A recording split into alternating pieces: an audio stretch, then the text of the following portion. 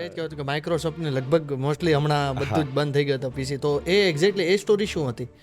Unfortunately એક cyber security company જ હતી. એક એમ્પ્લોયે અપડેટમાં બગ રહેવા દીધો, એના લીધે તેનું પીસી ક્રેશ થઈ ગયા. તો શું ખરેખર અત્યારે આપણો ડેટા સેફ છે ખરા? Basically practice max main perfect. 100% security guarantee નથી.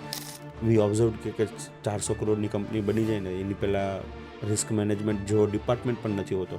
એક સામાન્ય કોઈ પણ ઓર્ગેનાઇઝેશન છે, એને એનો ડેટા સિક્યોર કરવો છે તો શું કરવું જોઈએ?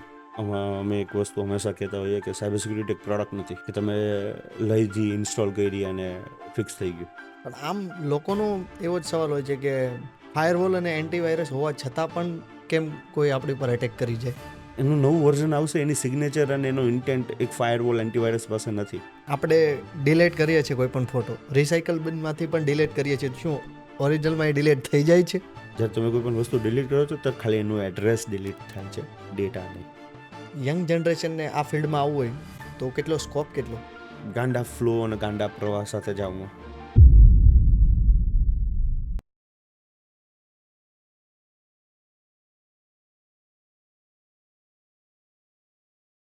નમસ્કાર મિત્રો, યોર્સ પોડકાસ્ટ પ્રેઝન્ટ. આ છે ટોક વિથ પ્રદીપ, આપણી વાતો આપણી ભાષામાં.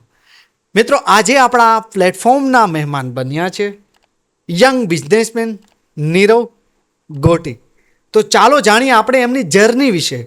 શું તમારો ડેટા સેફ છે? સાયબર સિક્યોરિટી જેવી ઘણી બધી બાબતો આજે આપણે આ પોડકાસ્ટમાં જાણીશું. તો તમે અમારા આ પોડકાસ્ટના અંત સુધી અમારી સાથે જોડાયેલા રહેજો. હાય નીરવભાઈ, પહેલાં તો કેમ છો? All good. All good. આ મોઢું પ્રોપર આમ ખીલેલું છે. આ તણાવ કે ટેન્શન કે કાંઈ જ નથી જીવનમાં? ટેન્શન હોય પણ ફોન સાઈડમાં મૂકી દીધો છે ને અત્યારે. સૌથી મોટું ટેન્શન. તમે સાયબર સિક્યોરિટી ફિલ્ડમાં છો છતાં પણ તમે એમ કહો છો કે ફોનથી દૂર રહો છો? સો અમારે સોક મોનિટરિંગ કરીને એક સર્વિસીસ છે, ત્યાંથી ને એક ઇમરજન્સી લાઈન ઉપરથી કોલ આવ્યો એટલે ઉચકવાનો. કાંઈક ઇન્સિડન્ટ બન્યો છે અને ત્યાં એક્ટિવ રિસ્પોન્સ કરવાનો હોય. લેટ્સ સે કે કોઈ તમારી કંપની ઉપર અટેક કરે છે અને એ ટાઈમે તમે સિક્યુરિટીવાળાને કોલ કરો, એ એમરજન્સી લાઈન ઉપર કોલ કરશો તમે એમને. એ એમરજન્સી લાઈન ઉપર જ્યારે પણ કોલ આવે, you have to pick it up. એટલે તમારે પણ હવે એટલું ઇમરજન્સીમાં બધું કામ ચાલતું હોય છે? સો અત્યારે અમે નાની ટીમ છીએ, તો અત્યારે મારી પાસે જ્યારે ક્રિટિકલ લેવલ થઈ જાય ત્યારે મારી પાસે જનરલી મારી પાસે લગીને પહોંચતી નથી ક્યારેય એ રિક્વેસ્ટ. સો એમાં L1, L2, L3 એવી રીતે કેટેગરીઝ આવે. તો L3 લેવલે એક્સેલરેટ થઈ ગયું અને ત્યારે મારી પાસે આવે. Okay okay. તો એવું તમારે આમ મહિનામાં કે વીકમાં કે દિવસમાં ક્યારે એટલી ઇમરજન્સી હોય છે? લકીલી આજ લગીને ક્યારેય ઇમરજન્સી લાઈન ઉપરથી મને ફોન નથી આવેલો, એટલે મારી ટીમ ઇઝ સફિશિયન્ટ ઇનફ કે હેન્ડલ કરી લે છે બધી વસ્તુ. ઇન્સિડન્ટ થાય છે, અટેક્સ બહુ બધા થાય છે, ટિકિટ આવતી હોય, બટ L2 લગીનમાં સોલ્વ થઈ જાય છે. L3 લગીને નથી આવતી. That is a plus point કે હજી લગીને ક્યારેય આ સર્વિસ અમે લોન્ચ કરી ત્યારથી ને મને કોલ નથી આવેલો. તો તમે કેટલા વર્ષથી આ ફિલ્ડમાં એક્ટિવ છો? 10. 10 વર્ષથી. Cyber security yes. એક્ઝેક્ટલી શું છે? બેઝિકલી આપણે લેટ્સ સે કે બિલ્ડિંગ બનાવવાવાળા લોકો હોય અને બિલ્ડિંગને ડિમોલિશ કરવાવાળા લોકો હોય. સો આઈટીના જે ડેવલપર્સ છે બિલ્ડિંગ બનાવે છે, અમે એઝ અ હેકર એને તોડીએ છીએ. So basically cyber security industry કેવું છે કે જે ક્લાયન્ટ પ્રોએક્ટિવ હોય એ પોતાને ઉપર અટેક કરાવે અને જાણે કે કેટલી વલ્નરેબિલિટીઝ છે અમારી પાસે. અમારા ફિલ્ડમાં એક બહુ મસ્ત ટર્મ છે રેડ ટીમિંગ. રેડ ટીમિંગનો મિનિંગ શું થાય? બે ટાઈપની રેડ ટીમિંગ થાય, વર્ચ્યુઅલ અને ફિઝિકલ, રાઈટ? સો આપણે સુરતના જ એક ક્લાયન્ટ છે, નામ નહીં લઈ શકો અનફોર્ચ્યુનેટલી, નો પ્રોબ્લેમ. હેલ્થકેર ઇન્ડસ્ટ્રીમાં છે. હાજી. એને અમને બિલ્ડિંગ બતાવી દીધેલું, આ અમારું બિલ્ડિંગ છે અને આ અમારી 3 વેબસાઇટના ડોમેન્સ છે. આની સિવાય કોઈ ઇન્ફોર્મેશન નહીં, ઝીરો ઇન્ફોર્મેશન. હાલે હવે એટલું જ. યસ, હવે તમારે થાય કરી લો. સો અમે એની બિલ્ડિંગની બહાર બેસીને એનું વાઈફાઈ ક્રેક કરીને, કેમ કે વાઈફાઈ અલ્ટિમેટલી તમારા નેટવર્ક હારે જોડાયેલું છે, નેટવર્ક તમારા ડેટાબેઝ અને બેકઅપ હારે જોડાયેલું છે. અમે અમારો હાથ ક્યાં ક્યાં નાખી શકીએ. એ બિલ્ડિંગની અંદર પેનિટ્રેટ કરવું મુશ્કેલ હતું, બિકોઝ ગાર્ડ્સ હતા બહાર, અને રેગ્યુલર બેસિસ ઉપર આઈડી કાર્ડ્સ ને બધું જોતા હોય, અને રિકોન કરવાનો એટલો બધો ટાઈમ નહીં હતો અમારી પાસે ત્યારે. બાકી અમે સોશિયલ એન્જિનિયરિંગથી ને, હું તમને કોઈ કેફેમાં મળી ગયો, વાતચીત ચાલુ કરી દીધી, અને પછી તમારું પાસે એક કાર્ડ પડ્યું છે જે તમને ઓફિસમાં એક્સેસ આપે છે, એને ક્લોન કરીને પણ જવાની અમારી પાસે પરમિશન હોય. રેડ ટીમિંગ શું કરવા કરાવે કોઈ કંપની? ટુ નો કે એનું આઈટી ડિપાર્ટમેન્ટ કેટલું મેચ્યોર છે, કે કેટલું કેપેબલ છે, કે કોઈ ઇન્સિડન્ટ થશે તો એને કંપનીને બચાવી શકશે, ઓ ડેટાને બચાવી શકશે, મોનોપોલીને બચાવી શકશે. સાયબર સિક્યુરિટી છે બહુ મોટી ઇન્ડસ્ટ્રી. ઓફેન્સિવ સિક્યુરિટી એટલે કે એથિકલ હેકર્સ. હવે ઘણી વખત અમને લોગિન પહેલાં લોગિન પછી બંને વસ્તુ ટેસ્ટ કરવાનું કે, કેમ કે લોગિન લગીને સિક્યોર હોય બધું. એક વખત લોગિન થઈ ગયો, ઓલું તમે જોયું હોય ને કે આઈડી ઇઝ ઇક્વલ ટુ 1 લખેલું હોય, હા હા હા ને 2 કરી નાખો તો શું થાય? કોઈક બીજાની આઈડી દેખાઈ જાય છે આપણને. ટ્રિક્સ હોય ઘણી બધી જગ્યાએ. એક ડેવલપરે જે કોડ લખેલો હોય એનો મિસયુઝ કરવાનું હોય, એ કેવી રીતે મિસયુઝ કરી શકે? એ થઈ ગયું ઓફેન્સિવ સાઈડ. પછી ડિફેન્સમાં પણ બે વસ્તુ આવે. એટલી બધી ફાયરવોલ્સ છે, એન્ડપોઈન્ટ સિક્યુરિટી છે.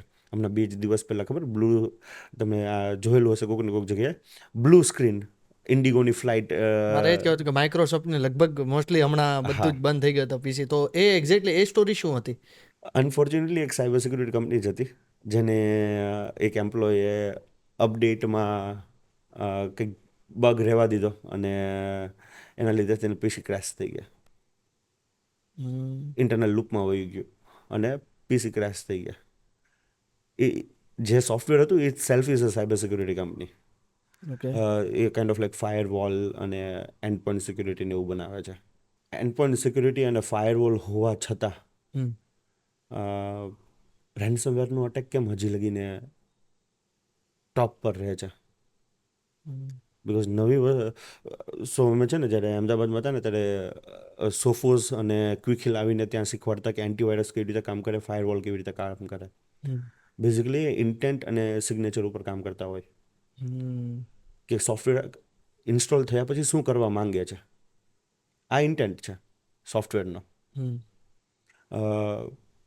એન્ટીવાયરસ અને બીજું છે કે ફિંગરપ્રિન્ટ મેચ કરાવી. સોફ્ટવેરમાં કોઈ કોડ છે જેની એક સિગ્નેચર મેચ થાય છે કોઈક જગ્યાએ, બેઝિકલી સિગ્નેચર મેચિંગ. બરાબર. આ બે વસ્તુ ઉપર ફાયરવોલ, એન્ટીવાયરસની બધી વસ્તુ કોઈને અટકાવી શકે. હવે કોઈક નવો રેન્સમવેરનું વેરિયન્ટ આવે, કેમ કોરોનાના વેરિયન્ટ્સ આવતા હતા, રેન્સમવેરનું વેરિયન્ટ આવ્યું, એને કેવી રીતે ડિટેક્ટ કરવાનું, એને કેવી રીતે સ્ટોપ કરવાના? અને ઘણી બધી જગ્યાએ કેવું હોય, વેન્ડરે સપ્લાય કર્યું હોય ફાયરવોલ, કોઈક થર્ડ પાર્ટીએ તમને ફાયરવોલ આપ્યું, તમે આવીને ઇન્સ્ટોલ કર્યું, કન્ફિગર પણ એને જ કરેલું, બિકોઝ તમારી પાસે એક્સપર્ટ નથી. ઓકે. એ પર્સન ખુદ એક એક્સપર્ટ છે કે નહીં, અને ડેડિકેટલી તમારી માટે કામ નથી કરતો. તે પર્સન તમારી માટે કન્ફિગર કરેલું છે ફાયરવોલ. એ રેન્સમવેરને અટકાવશે એની શું ગેરંટી, એની શું ખાતરી? સો એની માટે આવે કે કન્ફિગરેશન ઓડિટ કરાવડાવે કંપનીઝ, કે અમે જે રીતે સેટઅપ કરેલું છે એ સેટઅપ બરાબર છે. પછી શોક મોનિટરિંગની આપણે વાત કરી લીધી, કે કોઈ પણ તમારી ઉપર અટેક કરતું હોય તો તમારા ફાયરવોલ ઉપર અટેક કરે છે, વેબસાઇટ ઉપર અટેક કરે છે, કઈ જગ્યાએ અટેક કરે છે, અને એને તમે ડિટેક્ટ કેવી રીતે કરો છો, અને ઇન્સિડન્ટ ડિફેન્સમાં. રિસ્પોન્સ કેવી રીતે કરો છો. પછી આવે કમ્પ્લાયન્સ. જેમ કે તમે ફોનપે ઓપન કરો ને તો નીચે એક ગ્રીન કલરનું લોગો હશે, PCI DSS કમ્પ્લાયન્ટ. કોઈ પણ પેમેન્ટ ઇન્ડસ્ટ્રી કે બેંક સાથે કામ કરવું હોય તો તમને આ PCI DSS કમ્પ્લાયન્ટ લેવું જરૂરી છે. ના લીધું હોય તો તમને કામ કરવા નહીં મળે, તમને કોઈ APIs જ નહીં મળે.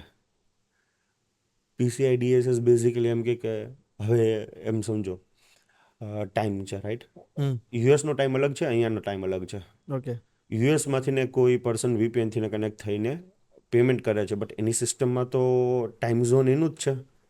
જસ્ટ બિકોઝ VPNથી કનેક્ટ થયા, ટાઈમ ઝોન તો ચેન્જ નથી થઈ જવાનું. તો જ્યારે લોગ પડે છે, તો લોગ સેમ ટાઈમ ઝોનમાં પડવો જોઈએ. નહીં તો ઇન્સિડન્ટ થયેલો 12:30 વાગે, પણ તમે ગોતો છો 3 વાગે, હમ. સમજ્યા? તો હા. 3 વાગ્યાનો ટાઈમ, તમે 3 વાગે, અહીંયા તો કોઈ ઇન્સિડન્ટ થયો જ નથી, બટ ઇન્સિડન્ટ 12:30નો છે, બિકોઝ એ યુએસથી ને કે બીજી લોકેશનથી ને થયેલો હતો, કે બીજા કોઈ સર્વર ઉપરથી ને થયેલો હતો, અને એનો ઓહ. ટાઈમ સ્ટેમ્પ છપાનો છે.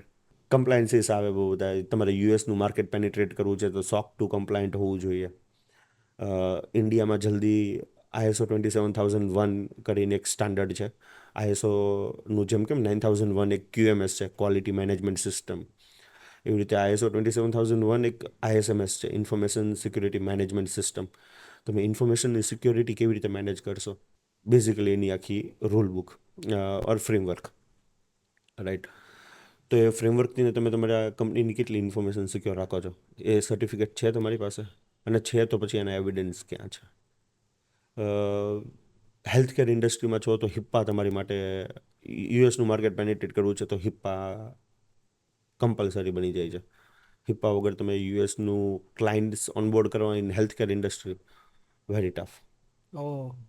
કેમ કે તમારો ઇલેક્ટ્રોનિક હેલ્થ હોય, આ ભાઈને આ ડિસીઝ છે, આ ભાઈને મેન્ટલી આ પ્રોબ્લેમ છે, hmm hmm if all hmm this things માર્કેટમાં બહાર આવી જાય then it will be a problem.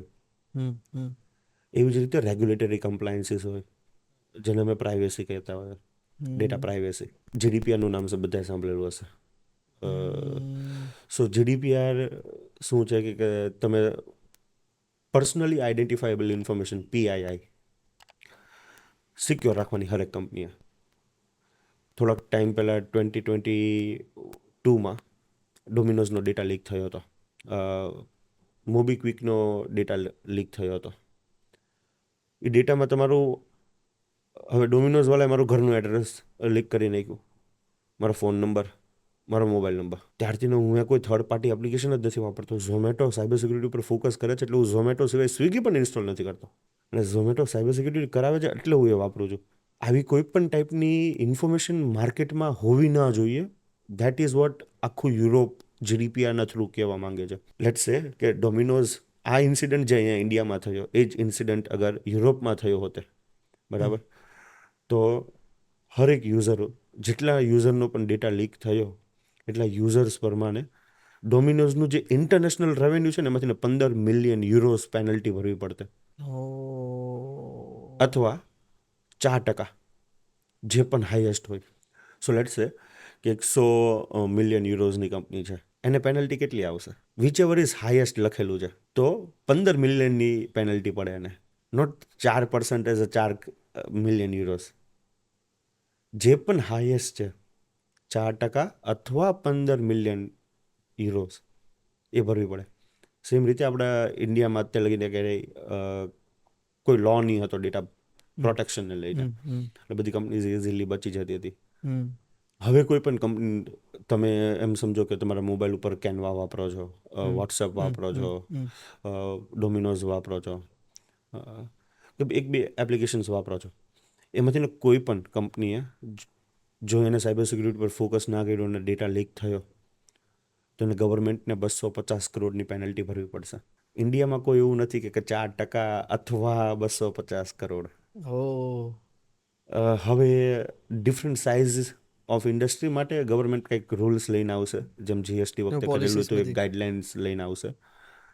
But ultimately હરેક યુઝરને કેવી રીતે સિક્યોર કરવા ઇન્ડિયાના, એ જોવામાં આવશે. તો શું ખરેખર અત્યારે આપણો ડેટા સેફ છે ખરા? દુનિયામાં 2 ટાઈપની કંપનીઝ છે, 2 હમ ટાઈપના લોકો છે. હમ એક જેને ખબર છે એ ઓલરેડી હેક થઈ ચૂક્યા છે, જેને ખબર નથી એ હેક થઈ ચૂક્યા છે. સો ડેટા ઓલરેડી આઉટ છે, બહાર છે, માર્કેટમાં બહુ બધો ડેટા છે. એક બ્યુટિફુલ પ્રેક્ટિસ જે તમે કરી શકો, વન્સ અગેન એના નુઆન્સીસ સાથે આવે છે, તો કે તમે હરેક વસ્તુ માટે પાસવર્ડ અલગ રાખો. હમ લેટ્સ સે કે તમારો ડોમિનોઝનો પાસવર્ડ લીક થયો હતો અને તમારો ડોમિનોઝનો પાસવર્ડ ઇઝ તમારો જીમેલનો પાસવર્ડ, જીમેલ કોમ્પ્રોમાઇઝ થયું તો બધું ગયું. કંઈ યાહુ વોટ એવર, તમે જે પણ મેલ સર્વિસ વાપરતા હો, બેઝિકલી પ્રેક્ટિસ મેક્સ અ મેન પરફેક્ટ. 100% સિક્યુરિટી ગેરંટી નથી. માઇક્રોસોફ્ટની જ આપણે વાત કરી.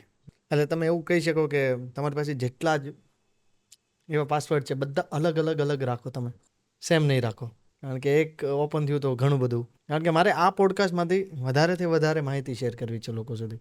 સો તમને સાયબર સિક્યુરિટી ઇન્ડસ્ટ્રીનું લેન્ડસ્કેપ સમજાઈ ગયું, રાઈટ? હમ ઓફેન્સિવ સિક્યુરિટી છે એટલે ઇથિકલ હેકિંગ, હમ ડિફેન્સિવ સિક્યુરિટી છે એટલે કે કન્ફિગરેશન ઓડિટ અને સોક મોનિટરિંગ, હમ જ્યાં તમે મોનિટરિંગ એક્ટિવિટીઝ કાં તો હમ, ડિફેન્સની હમ, એક્ટિવિટી હમ. કરો છો. કમ્પ્લાયન્સ, જેનાથી તમે તમારું સેલ્સ ઉપર ફોકસ કરી શકો અને તમારા કસ્ટમરનો ડેટા સિક્યોર રાખી શકો. હમ પ્રાઇવેસી, જ્યાં તમે ઇન્ડિવિજ્યુઅલને સેફ રાખી શકો. હમ સો દેર આર ફોર. હજી એક સેગમેન્ટ છે બટ એ અમે કરતા નથી. Forensics. Forensics is basically phone ચોરાઈ ગયો, આઈડી હેક થઈ ગયું છે, હવે કલ્પ્રિટને પકડવાનો છે. સો એ બધી એક્ટિવિટીઝ અત્યાર લગીને આપણી ઇન્ડિયાની ગવર્મેન્ટ, અમે ઘણા બધા પોલીસ કેસીસ પણ એવા જોયેલા છે. ગવર્મેન્ટ, આપણી પોલીસ, સાયબર સેલ એફઆઈઆર આપે છે ફેસબુકને, ફેસબુક ડેટા આપવા તૈયાર નથી. અને એફઆઈઆર વગર તો જવાબ પોલીસવાળાને પણ નથી આપતી ફેસબુક. ભલે તમે ગવર્મેન્ટ ઓફિશિયલ આઈડીથી મેલ કર્યો હોય, છતાં પણ ફેસબુકને થોડી ઘણી ખબર છે કે ગવર્મેન્ટે કર્યો કે નથી કર્યો. એફઆઈઆરની આઈડી ક્યાં છે? એફઆઈઆર ક્યાં છે? આપણા હા, જ સો આઈડી હેક થઈ જાય એવું જરૂરી થોડી છે. ગવર્મેન્ટના પ્રયત્ન થઈ શકે ને. આ હેકર્સ જેટલો ડેટા ચોરી કરે છે એની ચિંતા શું ફાઉન્ડર્સને હોય છે ખરા? ફાઉન્ડર્સના માઇન્ડમાં ક્યારેય પૈસા ખર્ચવાના હોય ને કોઈ પણ વસ્તુના માઇન્ડ પર નહીં હોય. એઝ અ ફાઉન્ડર તમારી પાસે સેલ્સ, હવે તમે એમ સમજો કે સ્ટાર્ટઅપ કરેલું છે તમે. હવે એ સ્ટાર્ટઅપને પહેલાં તો રેન્ટ ઉપર જગ્યા લેશે કે ઇન્ક્યુબેશનમાં જશે? હમ ડિલેમાં છે બધી જગ્યાએ. હમ ચલો ઇન્ક્યુબેશન સેન્ટરમાં ગયા હમ. તો પછી સેલરી કેવી રીતે આપશું, કેટલા લોકોને હાયર કરશું, સેલ્સ ક્યાંથી થશે? એક વખત તમે ઓલો સક્સેશન પોઈન્ટ પહોંચી જાઓ કે અમે સક્સેસ મેળવી લીધો છે, બરાબર, પછી તમે જઈને કંઈક વધારે ઇન્વેસ્ટ કરશો. હમ અમારા જ ક્લાયન્ટ પાસેથી અમે જ્યારે આ વસ્તુનો આખો સર્વે કરેલો હતો હમ હમ ત્યારે વી ઓબ્ઝર્વ કે 400 કરોડની કંપની બની જાય ને એની પહેલાં રિસ્ક મેનેજમેન્ટ જેવો ડિપાર્ટમેન્ટ પણ નથી હોતો કોઈ કંપનીમાં. હમ સો અમે રિસ્ક મેનેજમેન્ટ કેટેગરીમાં આવીએ. હમ અને રિસ્ક મેનેજમેન્ટ કેટેગરીમાં બહુ બધી વસ્તુ આવે, જેમ કે નેચરલ ડિઝાસ્ટર, અર્થક્વેક આવી ગયો અને આપણા સર્વર ડિસ્ટ્રોય થઈ ગયા તો આપણે બિઝનેસ કેવી રીતે ચાલશે? હમ અને I mean every business, diamond, IT, chemical factories, આ બધું આઈટીથી ઓટોમેટેડ છે, રાઈટ? સો આ બધી વસ્તુઓ કેવી રીતે ફંક્શન કરશે? એમાંથી એક સાયબર રિસ્ક છે કે કોઈ હેક કરીને ડેટા ઉડાડી ગયું, કાંઈ લીક કરી દીધો. આપણી R&D આપણે જે કરેલી હતી, લેટ્સ એક મેડિકલ કંપની છે, એને બહુ બધો ટાઈમ અને એનર્જી રિસર્ચ આખું ઇન્વેસ્ટ કરી, કરેલું, હા. એ રિસર્ચ કરેલી હતી અને એ રિસર્ચ કોઈક લઈ ગયું. અચ્છા હા, એનાથી ને યાદ આવ્યું, આપણા જે NEETના પેપર્સ છે જે લીક થયેલા હતા, હા હા હા હા તે બધા કેવી રીતે લીક થયા? હા, હ્યુમન એરર્સ છે, ઘણી બધી જગ્યાએ હ્યુમને કરેલા હશે. હમ આઈ ડોન્ટ નો, આ કોઈ વસ્તુ ઇન્વેસ્ટિગેશન ચાલે છે, સો આનો કોઈ પુરાવા નથી. બટ કેવી રીતે થયા હશે? વોટ આર ધ વેઝ કે એક પેપર લીક થઈ શકે? જનરલી એક હ્યુમન એરર છે. સેકન્ડ ઇઝ થ્રુ ટેકનોલોજી, કે કોઈએ વેબસાઇટ કે સર્વર હેક કરેલા હશે, હમ ત્યાંથી પેપર લઈને ડીપ ડાર્ક વેબ પર મૂકી દીધા. ન્યૂઝ અમુક એવા પણ છે જે ડીપ ડાર્ક વેબમાં હજી પણ એના પેપર્સ ફરે છે. અને તમને ખબર છે ડીપ ડાર્ક વેબ શું છે? મેં નામ સાંભળ્યું છે, હું ડીપમાં નથી ગયો કોઈ દિવસ. તો આપણે જે ઇન્ટરનેટ વાપરે છે ને ખાલી 5% છે, 95% હિડન છે. અચ્છા, કોઈ પણ વસ્તુ જ્યારે ઓનલી ફોર ટેકનોલોજીમાં 5%? યા અને 95%? હિડન છે. એક ઇન્ટરેસ્ટિંગ વાત, કોઈ પણ ટેકનોલોજીનો જ્યારે નવો આવિષ્કાર થાય ને આપણી માટે ક્યારેય નથી થતો, એ મિલિટરી માટે થાય છે. કોઈ પણ? ઇન્ટરનેટ બનેલું કોની માટે? ઇન્ફોર્મેશન શેરિંગની જરૂર ત્યારે કોને હતી? એ સમયમાં વોર. તો મિલિટરીને જરૂર હતી એની. ત્યારે તમે આપણે લોકો એક કમ્પ્યુટર નહોતા વસાવી શકતા ઘરે, રાઈટ? તો એવા ટાઈમે વસ્તુ કોની માટે બનાવે? ગવર્મેન્ટ માટે. અને ગવર્મેન્ટનો કયો વિંગ છે જેનો સૌથી વધારે વાઇડલી યુઝ થાય technology? Is military. Army, navy, air force, તમે જે પણ કહી દો તે. આ 4 લોકોને જરૂર પડે. તો મિલિટરી માટે ઇન્ટરનેટ શોધાયું. હવે લેટ્સ સે તમે કોઈ હોટલમાં રોકાયેલા હોય અને તમે કંઈક ઇન્ફોર્મેશન શેર કરો છો અને કોઈક વાઈફાઈનું એક ડિવાઇસ લઈને જોવે છે કે અહીંયા ડેટા ટ્રાન્સફર થાય છે કે નથી થતા. સેલ્યુલર ડેટા તો મોનિટર થતા હતા, સેલફોન પણ બાય ધ વે મિલિટરી માટે બનેલા હતા. પછી કોમન લોકો માટે કેવી રીતે યુઝ કરવા, સેટેલાઇટ ફોન પહેલાં બનેલા હતા, સૌથી પછી પહેલા. આપણી માટે ફોન્સ બનેલા હતા. હમ. એન્ડ એ રીતે જોવું જોઈએ. અ, એક હેકર એક હોટલમાં છે, એક જાસૂસી સ્પાય પણ એ હોટલમાં રોકાયેલો છે. જે સ્પાયને હવે ઇન્ફોર્મેશન ટ્રાન્સમિટ કરવી છે તો એ ડીપ ડાર્ક વેબ ઉપર જશે. હમ. તો હવે ડીપ ડાર્ક વેબ ઉપર ખાલી મિલિટરીવાળા તો ના હોઈ શકે. તો ગવર્મેન્ટે ઓપન કરી નાખ્યું ઇન્ટરનેટ. એ ઇન્ટરનેટ જ કહેવાતું ત્યારે બાય ધ વે.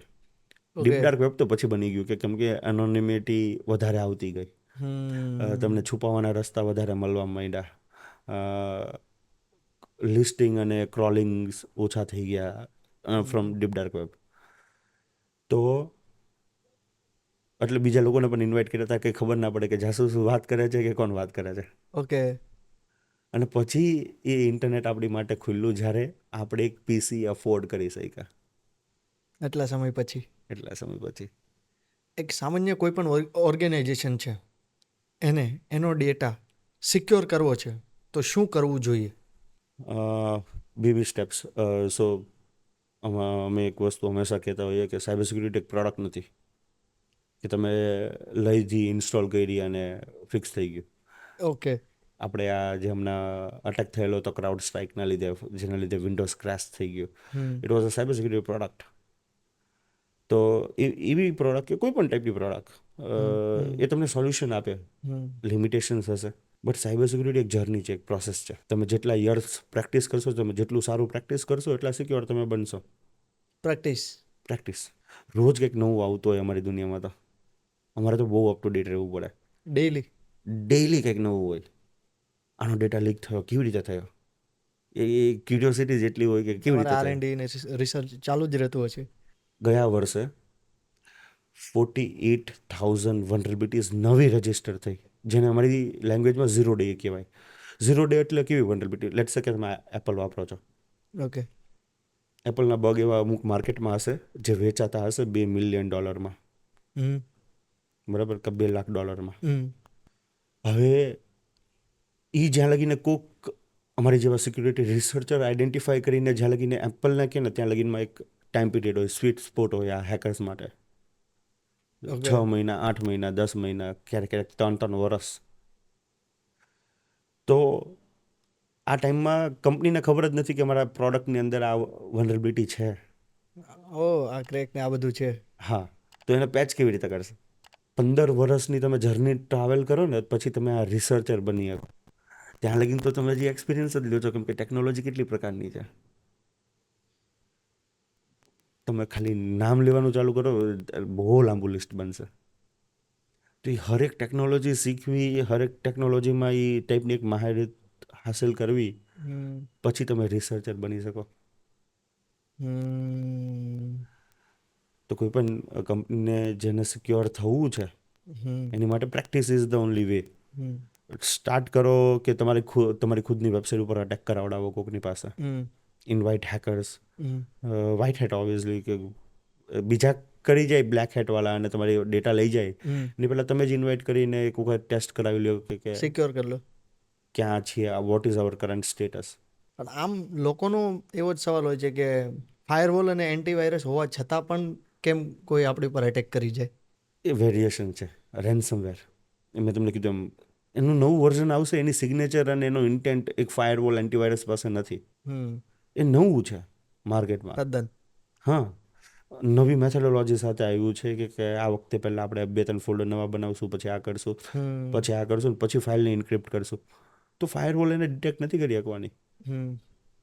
એન્ટીવાયરસ એને ડિટેક્ટ નથી કરી શકવાના. ઝીરો ડે વનરેબિલિટી જે આપણે હમણાં વાત કરી કે એપલનો કોઈ એવી વનરેબિલિટી છે જે શોધાયેલી જ નથી અત્યાર લગીને, હમ. એપલને ખબર જ નથી, એને શું કહેવાય? Zero day attack.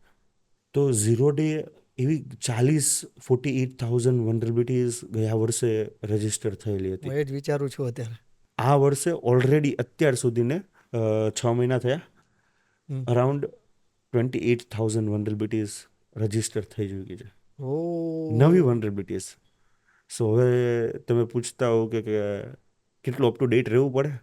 You have to be very fast.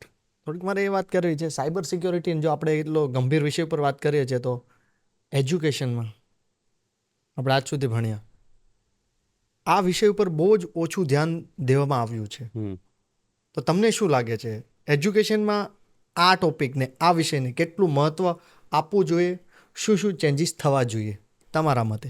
આ ટોપિક્સને લઈને તો બહુ બધા થવા જોઈએ, બટ 2014 આફ્ટર મોદી ગવર્મેન્ટ આના કોલેજીસ અને એ બધું વસ્તુઓ બની, જ્યારે કે યુએસમાં ને એમાં પહેલેથી નથી. ઓલરેડી ફ્રોમ 2004 દે હેડ યુનિવર્સિટીમાં કોર્સીસ હતા સાયબર સિક્યુરિટીના. ખાલી આ તમે કોર્સિસ બેચલર ઓફ બની શકો કે હમણાં બીએ માસ્ટર. કરી શકો. વાહ. યસ. આપણે ત્યાં ઇન્ટ્રોડ્યુસ થયું 2016માં, જ્યારે રક્ષા શક્તિ, ગુજરાત રક્ષા શક્તિ કરીને યુનિવર્સિટી બની. That was the first cyber security college in Gujarat. In Gujarat. આખા ઇન્ડિયામાં એકચ્યુઅલી ફર્સ્ટ હતી. ઓ અને મોદી પીએમ બન્યા એની પછી પોસિબલ થયું. આ કઈ જગ્યાએ? Gandhinagar. Okay. After that success 2017 ઓર 18માં કદાચ એનએફએસયુએ સાયબર સિક્યુરિટી એડપ્ટ કર્યું. સો અત્યારે પણ ઇન્ડિયામાં સૌથી સારી લેબ સાયબર સિક્યુરિટીની એનએફએસયુમાં અને ગાંધીનગરમાં છે. ઓ સો એ લોકો અમને ઘણા બધા સેશન્સમાં ઇન્વાઇટ કરતા હોય એનએફએસયુવાળા. OT security. સો આપણે અત્યારે જેટલી પણ વાત કરીએ છીએ, હજી તો આઈટી સિક્યુરિટીની વાત કરીએ છીએ, જે આપણે આપણા ડે ટુ ડે લાઈફમાં વાપરતા હોઈએ. રોજિંદા જીવનમાં ઉપયોગ હા. થતી હોય એટલે. ઓટી સિક્યુરિટી એટલે ઓપરેશનલ ટેકનોલોજી. કેવી વસ્તુ? જેમ કે થોડુંક મને એમાં ડિસ્ક્રિપ્શન પ્રોપર આપો. એક બહુ ફેમસ ઇન્સિડન્ટ કહું, એની ઉપરથી તમને આઈડિયા આવી જશે. એક કન્ટ્રી હતું જેને ન્યુક્લિયર પાવર પ્લાન્ટ સેટઅપ કર્યું હતું, જે અમેરિકાને નહોતું ગમતું, ઈરાક. બરાબર. તો એ અમેરિકાને પોસાતું નહોતું, એને ગમતું નહીં હતું કે આ લોકોએ કેમ આવું કર્યું. હા. અને ત્યારે ન્યુક્લિયર ટેકનોલોજી, ઇવન ન્યુક્લિયર બનવા માટે તમને ક્રિટિસાઇઝ કરવામાં આવતા હતા. જ્યારે ઇન્ડિયા બન્યું, વી ડિડન્ટ ગેટ ઓલ ધ આપણે એ સમયમાં આપણને ખાલી એપ્રિસિએશન નહીં આપેલું હતું ત્યારે. તો અમેરિકાએ શું કર્યું, પેનડ્રાઈવ, એના પ્લાન્ટ છે એની આજુબાજુ પેનડ્રાઈવ ડ્રોપ કરી દીધી. તમને એક પેનડ્રાઈવ મળે, તમે શું કરો? એ જ વસ્તુ ત્યાંના એક સાયન્ટિસ્ટે કરી. હવે એ પેનડ્રાઈવમાં ઓલરેડી એક વાયરસ હતો. એ વાયરસનું કામ સોલી હતું કે ન્યુક્લિયર પાવર પ્લાન્ટની જે સિગ્નેચર હોય, એમાં જે ટેકનોલોજી કે કોડ વપરાતો હોય એને ગોતવું, અને એની જે રોટેટિંગ ટર્બાઇન હોય ન્યુક્લિયર પાવર પ્લાન્ટની, એ ટર્બાઇનની સ્પીડ થોડીક એવી વધારી દેવી. હા. એ વધારી, એના લીધે થઈને ન્યુક્લિયર પાવર પ્લાન્ટ આખું બ્લાસ્ટ થઈ ગયું, ત્યાં રેડિયેશન ફેલાઈ ગયું. સો એને કહેવાય સ્ટક્સનેટ. એ પર્ટિક્યુલર ઇન્સિડન્ટ અને એ જે ઓપરેશન હતું એનું નામ સ્ટક્સનેટ હતું. સો કોવર્ટ ઓપરેશન જેવું હતું. હવે પણ પછી આ વસ્તુ ત્યાં લગીને લિમિટ ના રહી. આ વાયરસ બીજી બધી જગ્યાએ જઈને ગોતવા માંડ્યું for the nuclear reactor signature. અને જ્યારે આ વાત બહુ બધી જગ્યાએ થઈ, ફેલાની, પછી અમેરિકા પિક્ચરમાં અને પકડાયું કે અમેરિકાએ આ કોવર્ટ ઓપરેશન રન કરેલું હતું. સો એને ઉટી, હવે આપણે અહીંયા ટોરેન્ટ છે સુરતમાં, ટોરેન્ટમાં સેમ વસ્તુ થઈ શકે? કોઈક એવું મશીનરી હશે જેમાં કંઈક એવો કોડ હશે જેને ટ્વિક કરવાથી ને મે બી આપણે આખું સુરતને બ્લેકઆઉટ કરી શકીએ. So that's why OT security becomes important. AI security આવે કે તમે એઆઈ પાસે એને એવું કંઈક કહો કે આગળનો સવાલ એક તો એ છે જ, એની પર એક પ્રોપર થોડી મારે વાત કરવી છે. એવી જ રીતે બ્લોકચેઇન છે. સો 4 મેઇન ડોમેન છે: આઈટી, ઓટી, બ્લોકચેઇન અને એઆઈ. આ બધામાં સિક્યુરિટીના સેમ પ્રિન્સિપલ્સ, કે એક હેકર કામ કરી શકે ત્યાં, એક ડિફેન્સવાળો પર્સન ત્યાં કામ કરી શકે, જેને નેટવર્કનો બહુ સારા કોન્સેપ્ટ્સ અને સ્ટોક મોનિટરિંગ વગેરે આવડે છે. ફોરેન્સિક્સવાળો પર્સન કે ડેટા રિકવર કેમ કરવો, રેન્સમવેરને રિવર્સ કેમ કરવું, માલવેર એનાલિસિસ કેમ કરવું, એક વાયરસને સમજવો કેવી રીતે, એ પર્સન વર્ક કરી શકે. કમ્પ્લાયન્સ એટલે કે ઓફિસર્સ બધા હમ. કે ડેટા કંપનીમાં આવે છે તેને લઈને એને કઈ રીતે વાપરીએ છીએ, કઈ રીતે ડિલીટ કરીએ છીએ, ક્યારે ડિલીટ કરીએ છીએ, કેટલા દરમિયાન આપણે ઓડિટ કરીએ છીએ, એ બધી વસ્તુઓનું ધ્યાન રાખતા હોય. હમ. સેમ વસ્તુ ઇન ઓલ દેટ 4 ડોમેન્સ. એક સામાન્ય સવાલ કે આપણે ડિલીટ કરીએ છીએ કોઈ પણ ફોટો, રિસાયકલ બિનમાંથી પણ ડિલીટ કરીએ છીએ, તો શું ઓરિજિનલમાં એ ડિલીટ થઈ જાય છે? નહીં. સો આપણી જે સ્ટોરેજ સિસ્ટમ બની છે કેવી રીતે બનેલી છે કે આ એડ્રેસ છે અને એની પછીનો ડેટા આવે. ઓકે. તમે ફોટો ઓપન કરો છો ત્યારે એડ્રેસ ઉપર જાય છે ને એ એડ્રેસ ઉપરથી જે ડેટા છે એ લોડ થાય છે. હમ. જ્યારે તમે કોઈ પણ વસ્તુ ડિલીટ કરો છો ત્યારે ખાલી એનું એડ્રેસ ડિલીટ થાય છે, ડેટા નહીં. ડેટા ડિલીટ કરવા માટે તમારે કોમ્પ્યુટરને એકચ્યુઅલીમાં 4 થી 5 વખત 1 અને 0 થઈને આખી હાર્ડ ડ્રાઈવ ભરવાની, ખાલી કરવાની, ભરવાની, ખાલી કરવાની, ત્યારે જઈને કોઈ ડેટા કમ્પ્લીટલી ઇરેઝ થઈ શકે. હમ. આની પરથી મેં 2 ટોપિક યાદ આવ્યા. એક છે કે જ્યારે આ નાની નાની વેબસાઇટ અને નાની નાની ઇન્ડિયાની સ્ટાર્ટઅપ્સ જે થાય છે અને ઘણા બધા લોકો કરતા નહીં હોય ને એને માટે કે ફોટો અપલોડ કરતા હોય ત્યારે એમાં મેટા ડેટા હોય, કઈ જગ્યાએ પાડેલો હતો, કયા ટાઈમે પાડેલો હતો, ટોટલ વેધર વસ્તુ કેવું હા હતું. હા હાજી. તો એ મેટા ડેટા સ્ક્રેપ ના કરે. જ્યારે તમે ઇન્સ્ટાગ્રામ ઉપર કોઈ ફોટો અપલોડ કરો છો હમ. તો ઇન્સ્ટાગ્રામ સ્ક્રેપ યુરોપમાં કરે છે, અહીંયા કરે છે કે નહીં એ હજી ડાઉટ છે. કેમ? ઇન્ડિયા પાસે લો નહીં હતો ને અત્યારે લગીને. યુરોપમાં GDPR હતું. જો ખબર પડી કે થાય છે તો પેનલ્ટી બહુ મોટી હતી, €15 મિલિયન. અને ફેસબુક જેવી કંપની હોય તો એનું ઇન્ટરનેશનલ રેવન્યુના 4%. ઓ. એટલે રકમ ક્યાં પહોંચે? તમે ન્યૂઝ સાંભળેલા જ હશે, 400 કરોડની પેનલ્ટી લાગી ગૂગલ ઉપર, હા હા હા. ફેસબુક ઉપર 300 કરોડની લાગી. આ બધી રકમ અહીંયાથી ના આવે છે. This is the cyber security penalty જેને ધ્યાન ના રાખ્યું. હમ. અને આમાંથી ને મેટા ડેટા સ્ક્રેપ કરવો જોઈએ. કોઈ પણ સ્ટાર્ટઅપ ફાઉન્ડર જે પોતે એક કંપની સ્ટાર્ટ કરે છે ને કોઈ પણ જગ્યાએ ફાઇલ અપલોડની ફંક્શનાલિટી રાખે છે હમ. તો મેટા ડેટા કાઢી નાખો. તમને ફોટોની જરૂર છે, તમને એના અંદરના ડેટાની જરૂર નથી. મેટા ડેટા તમે કાઢી નાખો. ઓકે. એક એ વસ્તુ કરવી જોઈએ. આ વસ્તુ એ લોકોએ અત્યારથી ધ્યાન રાખવી જોઈએ. સિક્યુરિટી અમે સમજીએ છીએ કે સ્ટાર્ટઅપ પાસે ફંડ નથી હોતું સાયબર સિક્યુરિટીમાં ઇન્વેસ્ટ કરવા માટે. ડેવલપમેન્ટનું ફંડ નથી હોતું, સિક્યુરિટી દૂરની વસ્તુ છે. બટ જે પણ પ્રેક્ટિસ એ ઓપન સોર્સ ટૂલથી ન કરી શકે. જે વસ્તુ ફ્રીમાં અવેલેબલ છે માર્કેટમાં એનાથી ન કરી શકે. કોઈક એવો ઇન્ટર્ન રાખી દો જે હેકિંગમાં એન્થ્યુઝિયાસ્ટ છે, એને રાખી દો. એનાથી ને જેટલું થતું હોય એટલું કરો. હમ. તમે જે પણ સ્ટેજમાં હો એ સ્ટેજમાં તમારાથી જે પણ પોસિબલ થતું હોય એ કરો. Okay. So that was one thing કે આમ ફાઇલવાળી વસ્તુ આવીને એમાંથી યાદ આવી. નહીં નહીં મારે આ કવર કરવાનું જ હતું કે કેવી કેવી રીતના આપણે સિક્યોર એને કરી શકીએ. પહેલો સ્ટેપ હંમેશા સોર્સ કોડ લેવલે હોય. જ્યારે તમે સોર્સ કોડને ડિપ્લોય કરો છો ત્યારે કોઈક સોફ્ટવેર રાખી દો, સોનાર ક્યુબ છે કે બીજું કોઈ પ્રોડક્ટ રાખી દો. ત્યાં ચેકમાર્ક્સ છે. ચેકમાર્ક્સનું લાઇસન્સ જો કે ઇટ સેલ્ફ 50-60 લાખથી ચાલુ થાય છે. બટ ઓપન સોર્સ છે સોનાર ક્યુબ. ત્યાંથી ને થોડીક વલ્નરેબિલિટીઝ ડિસ્કવર કરો. એક વખત વેબસાઇટ હોસ્ટ થઈ ગઈ અને પછી એની ઉપર એક ઓટોમેટેડ સ્કેન રન કરી દો. ઓકે. ઓપન સોર્સ ટૂલથી ને લાઇસન્સ લેવાની પણ જરૂર નથી. ઓકે. ત્યાંથી જેટલી પણ વલ્નરેબિલિટી મળે છે એની ઉપર કામ કરો. અને પછી આવી વસ્તુ છે કે ઇમેજમાં આપણે શું અપલોડ કરીએ છીએ, PDF ફાઇલ અપલોડ કરીએ છીએ, એમાં મેટા ડેટા હોય છે.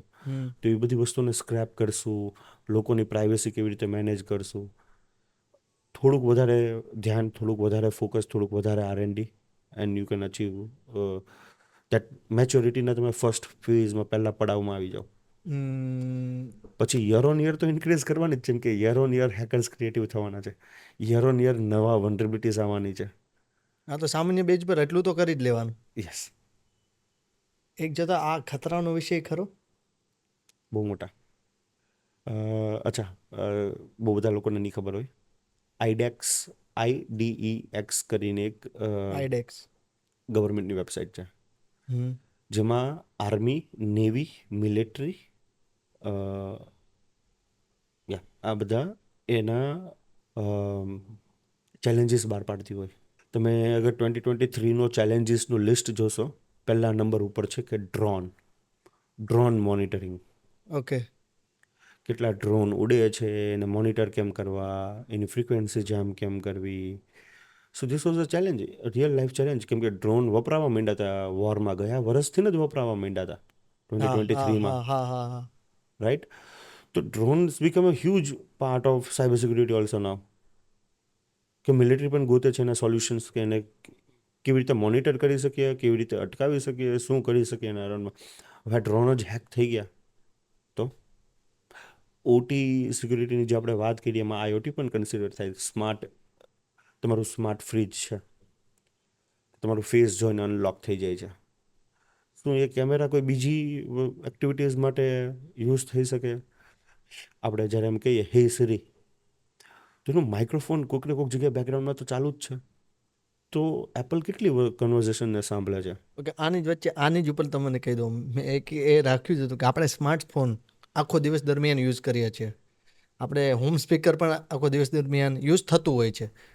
તો શું આપણે યુઝ નથી કરતા, આપણી પાસે આપણી નજીક હોય છે, તો શું આપણો ડેટા ત્યાં રેકોર્ડ થતો હોય છે ખરા? Highly possible. સો એપલમાં નથી થતો. એપલમાં નથી થતું. એપલમાં એકચ્યુઅલી 5 હેકર્સ ભેગા થઈને 3 month ઓફ હેકિંગ. ભાવુક જૈન કરીને એક પર્સન હતો ગયા વર્ષે, સોરી 2022માં, જેને સિંગલ સાઇન ઓન આવે કે એક ક્લિક કરવાથી ને તમે લોગિન થઈ જશો એપલની કોઈ પણ પ્રોડક્ટમાં. હમ. ત્યાં ભાવુક જૈન કરીને એક પર્સન હતો, એને એક વલ્નરેબિલિટી ગોતેલી હતી. તો એપલે એને 1 લાખ ડોલરની બાઉન્ટી આપેલી હતી, હમ વિચ રફલી અમાઉન્ટ્સ ટુ એ ટાઈમે 80 લાખ રૂપીસ હમ હમ એક બગના. હમ આ જ બગ અગર એને ડીપ ડાર્ક વેબમાં વેચ્યો હોતે તો 5 હેકર્સ ભેગા થયા કે આને એક બગ ઉપર એટલી બાઉન્ટી મળી, તો આપણે 3 મહિનામાં શું અચીવ કરી શકીએ. પાંચે એક રૂમમાં ભેગા થયા અને એપલને હેક કરવાનું ચાલુ કર્યું. ઓહ.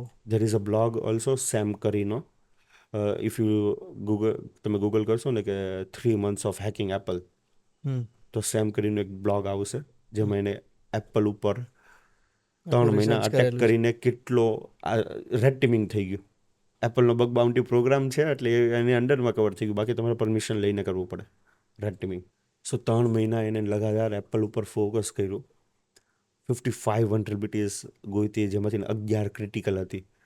એ ટાઈમે કોઈ એવી વસ્તુ જોવા નહોતી મળી કે ભાઈ તમારો ડેટા ત્યાં છે, જે પણ રેકોર્ડિંગ છે. બટ એપલમાં એ વસ્તુ, સોરી એમેઝોનમાં એ વસ્તુ છે. હમ. અગર તમે એલેક્સા વાપરતા હો, બી એલેક્સા, કેરફુલ. હા. એલેક્સામાં તમને ઇન્સ્ટાગ્રામની રીલ્સ મળી જશે, યુટ્યુબ ઉપરથી વિડીયોઝ મળી જશે કે કેવી રીતે એલેક્સા તમારું અમુક વસ્તુઓ સાંભળે છે, હમ તમારી હમ. કન્વર્ઝેશન સાંભળે છે અને એના એનાલિસ્ટ પણ સાંભળે છે. પણ એ તો બહુ સામાન્ય લોકોનું શું કામ એ લોકોને જરૂર પડે?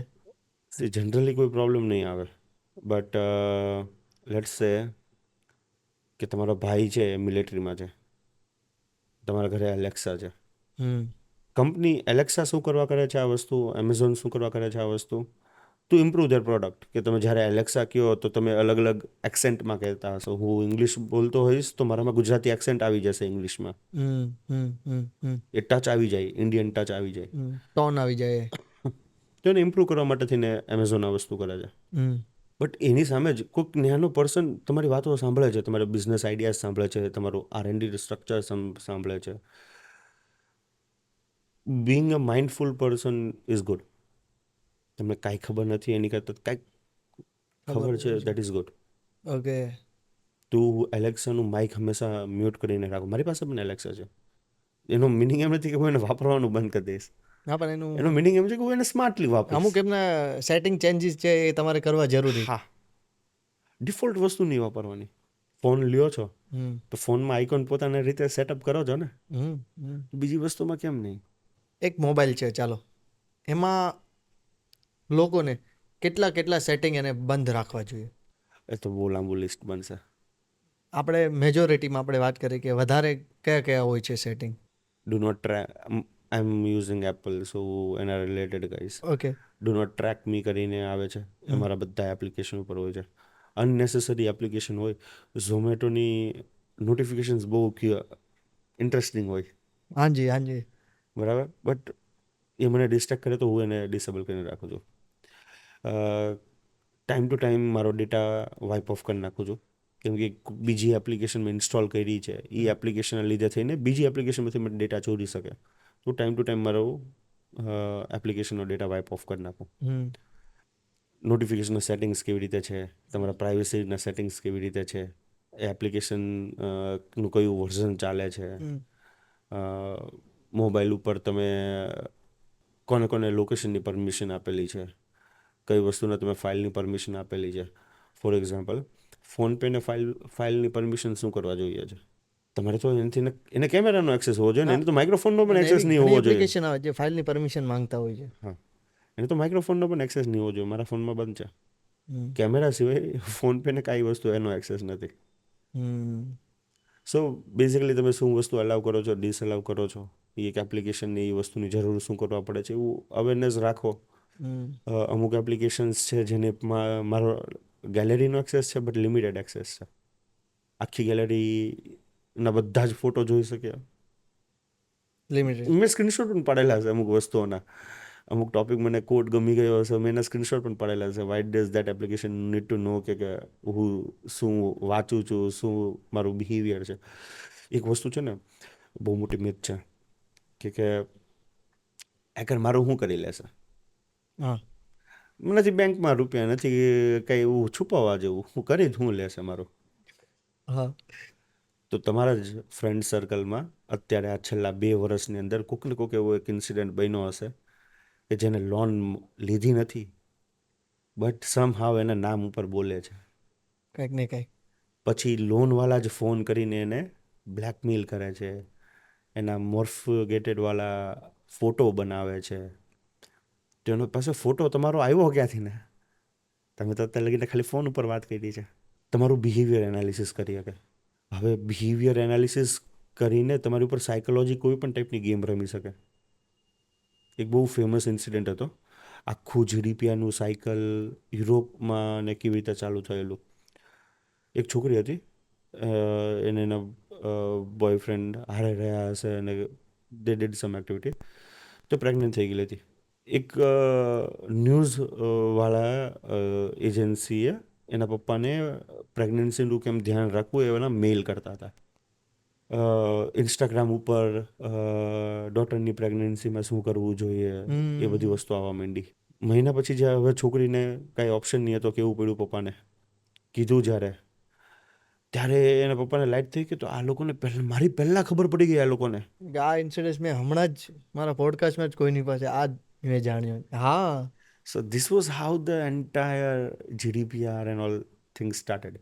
અરે ઇવન આપણે પણ કોઈ એવી વસ્તુ ખરીદવી, એના વિશે થોડી વાર વાત કરશું એક દિવસ, તો ત્રીજા દિવસે તમારા મોબાઈલમાં કે કોઈ પણ જગ્યાએ તમને એડ આવશે. સી પહેલાં અત્યાર લગીને શું હતું કે હાલો આ એલેક્સા વાળો કિસ્સો આપણે વાત કરીએ. હા. એલેક્સામાં કંઈ પણ થશે ને એને રેકોર્ડિંગ થશે, તો પહેલાં માણસો બેસીને કહેતા કે અચ્છા આવી એક્સેન્ટ વાપરે છે, તો આને હું એઝ અ પ્રોમ્પ્ટમાં નાખી દઉં કે કોઈ પણ આવી એક્સેન્ટમાં બોલે તો એલેક્સા એક્ટિવેટ થઈ જવું જોઈએ. બરાબર. બટ હવે તો આલ્ગોરિધમ આવી ગયા છે એ વસ્તુને એનાલાઇઝ કરવા માટેને. તો એક આલ્ગોરિધમ એનાલાઇઝ કરે છે એક્સેન્ટ તમારી, એક આલ્ગોરિધમ એ જ એક્સેન્ટમાં તમે જે વાત કરેલી છે એની ફીડ મોકલે છે, અને તમારી ઉપર ઇન્સ્ટાગ્રામમાં તમે એડ રન ચાલુ થઈ જાય છે. એડ રન ચાલુ થઈ જાય છે. આપને એવું લાગે કે આવું કેમ? તો બેકએન્ડમાં આ વસ્તુ ચાલે છે. એ બહુ સિમ્પલ વસ્તુ છે કે તમે તમારું બિહેવિયર એનાલિસિસ કોને કરવા દો છો. અચ્છા, એક એક્સ્ટ્રીમ કિસ્સામાં સમજાવવાની ટ્રાય કરું. I don't know if it will be fruitful કે નહીં. જોકર હોય, અને બેટમેનના જોકરની વાત કરું છું. તો જોકરને તમારું બિહેવિયરનો રિપોર્ટ મળી જાય કે આ પર્સન આવી રીતે વિચારે છે, આ ટાઈમે આ કરે છે, આ ટાઈમે આવું વિચારે છે. બ્રેકઅપ થાય ત્યારે એના ઇમોશન્સ શું હોય છે, ફ્રેન્ડ્સ સાથે બહાર હોય ત્યારે એનો ઇમોશન્સ શું હોય છે, એ બધી વસ્તુ કેપ્ચર કરીને તમને એઝ અ હ્યુમન ઓળખે છે. હવે જોકરને તમને ટોર્ચર કરવો છે, તો કેટલી રીતે ટોર્ચર કરી શકે તમને, and without meeting you face to face also. કેમ કે એને બધું જ ખ્યાલ છે. કઈ ટાઈપનું હવે આવું હોય કે બીજેપીને જે હેટ કરતા હશે ને બીજેપીના હેટ રિલેટેડ જ વસ્તુ વધારે દેખાતા હશે. જે લોકો પ્રોએક્ટિવ છે એ લોકોને પ્રોએક્ટિવ જ છે, અને બંને સુરતમાં જ છે, બંને જીઓમાં જ છે. તે છતાં એટલા રેડિકલ બિહેવિયર કેવી રીતે કોઈ બે અલગ અલગ પર્સન અલગ અલગ વસ્તુની ફીડ આવી શકે? બંનેના ઇન્સ્ટાગ્રામ સો આ છે ને થોડુંક આમ વેબ બહુ મોટું જાળ છે. યંગ જનરેશનને આ ફિલ્ડમાં આવવું હોય તો કેટલો સ્કોપ કેટલો? બહુ સ્કોપ છે, બહુ જ સ્કોપ છે. લોકો એમ કહેતા રહેતા હોય કે અનએમ્પ્લોયમેન્ટ છે, બટ એકચ્યુઅલીમાં સ્કિલ ડેફિસિટ ગેપ છે. હમણાં જ એક બહુ મસ્ત પોડકાસ્ટ સાંભળેલો હતો EVTVનો. એમાં કીધું તમે ફોલ્સ ફેલેસિટીમાં છો. તમે 4 વર્ષ આઈટીને આપ્યા છે, ડેવલપમેન્ટને આપ્યા છે કે હું મોબાઈલ એપ્લિકેશન બનાવીશ. હવે તમારું માઇન્ડસેટ શું કહે છે કે મેં 4 વર્ષ ઇન્વેસ્ટ કર્યા છે, એ વેસ્ટ થઈ જશે જો અગર હું ઇન્ડસ્ટ્રી ચેન્જ કરીશ તો. એઆઈ આવ્યું ત્યારે કેટલા બધા લોકોને ઇન્ડસ્ટ્રી ચેન્જ કરવી પડી. ટ્રેન થવા હા એઆઈ આવ્યું એની પછી કેટલા લોકોને અપસ્કિલ થવાની જરૂર હતી. 100 કરોડ લોકોને અપસ્કિલ થવાની જરૂર હતી. થયા કેટલા? 50,000, 50 લાખ. ત્યાં તો વિરોધ પડ્યો હતો ને. પણ જે 100 કરોડને અપસ્કિલ, આખી દુનિયાની વાત કરું છું, નોટ ઇન્ડિયા, જે ટેકનિકલ લોકો છે એ લોકોને અપગ્રેડ થવાની જરૂર હતી, પણ એ અપગ્રેડ ના થયા.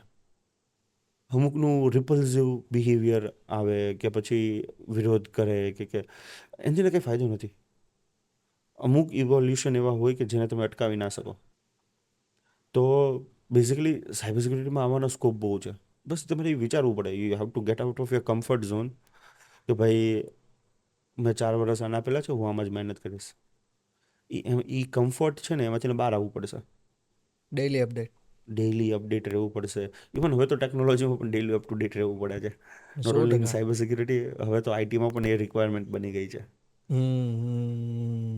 એસએસઓ આવી ગયું, પાસવર્ડ લેસ વસ્તુ આવી ગઈ,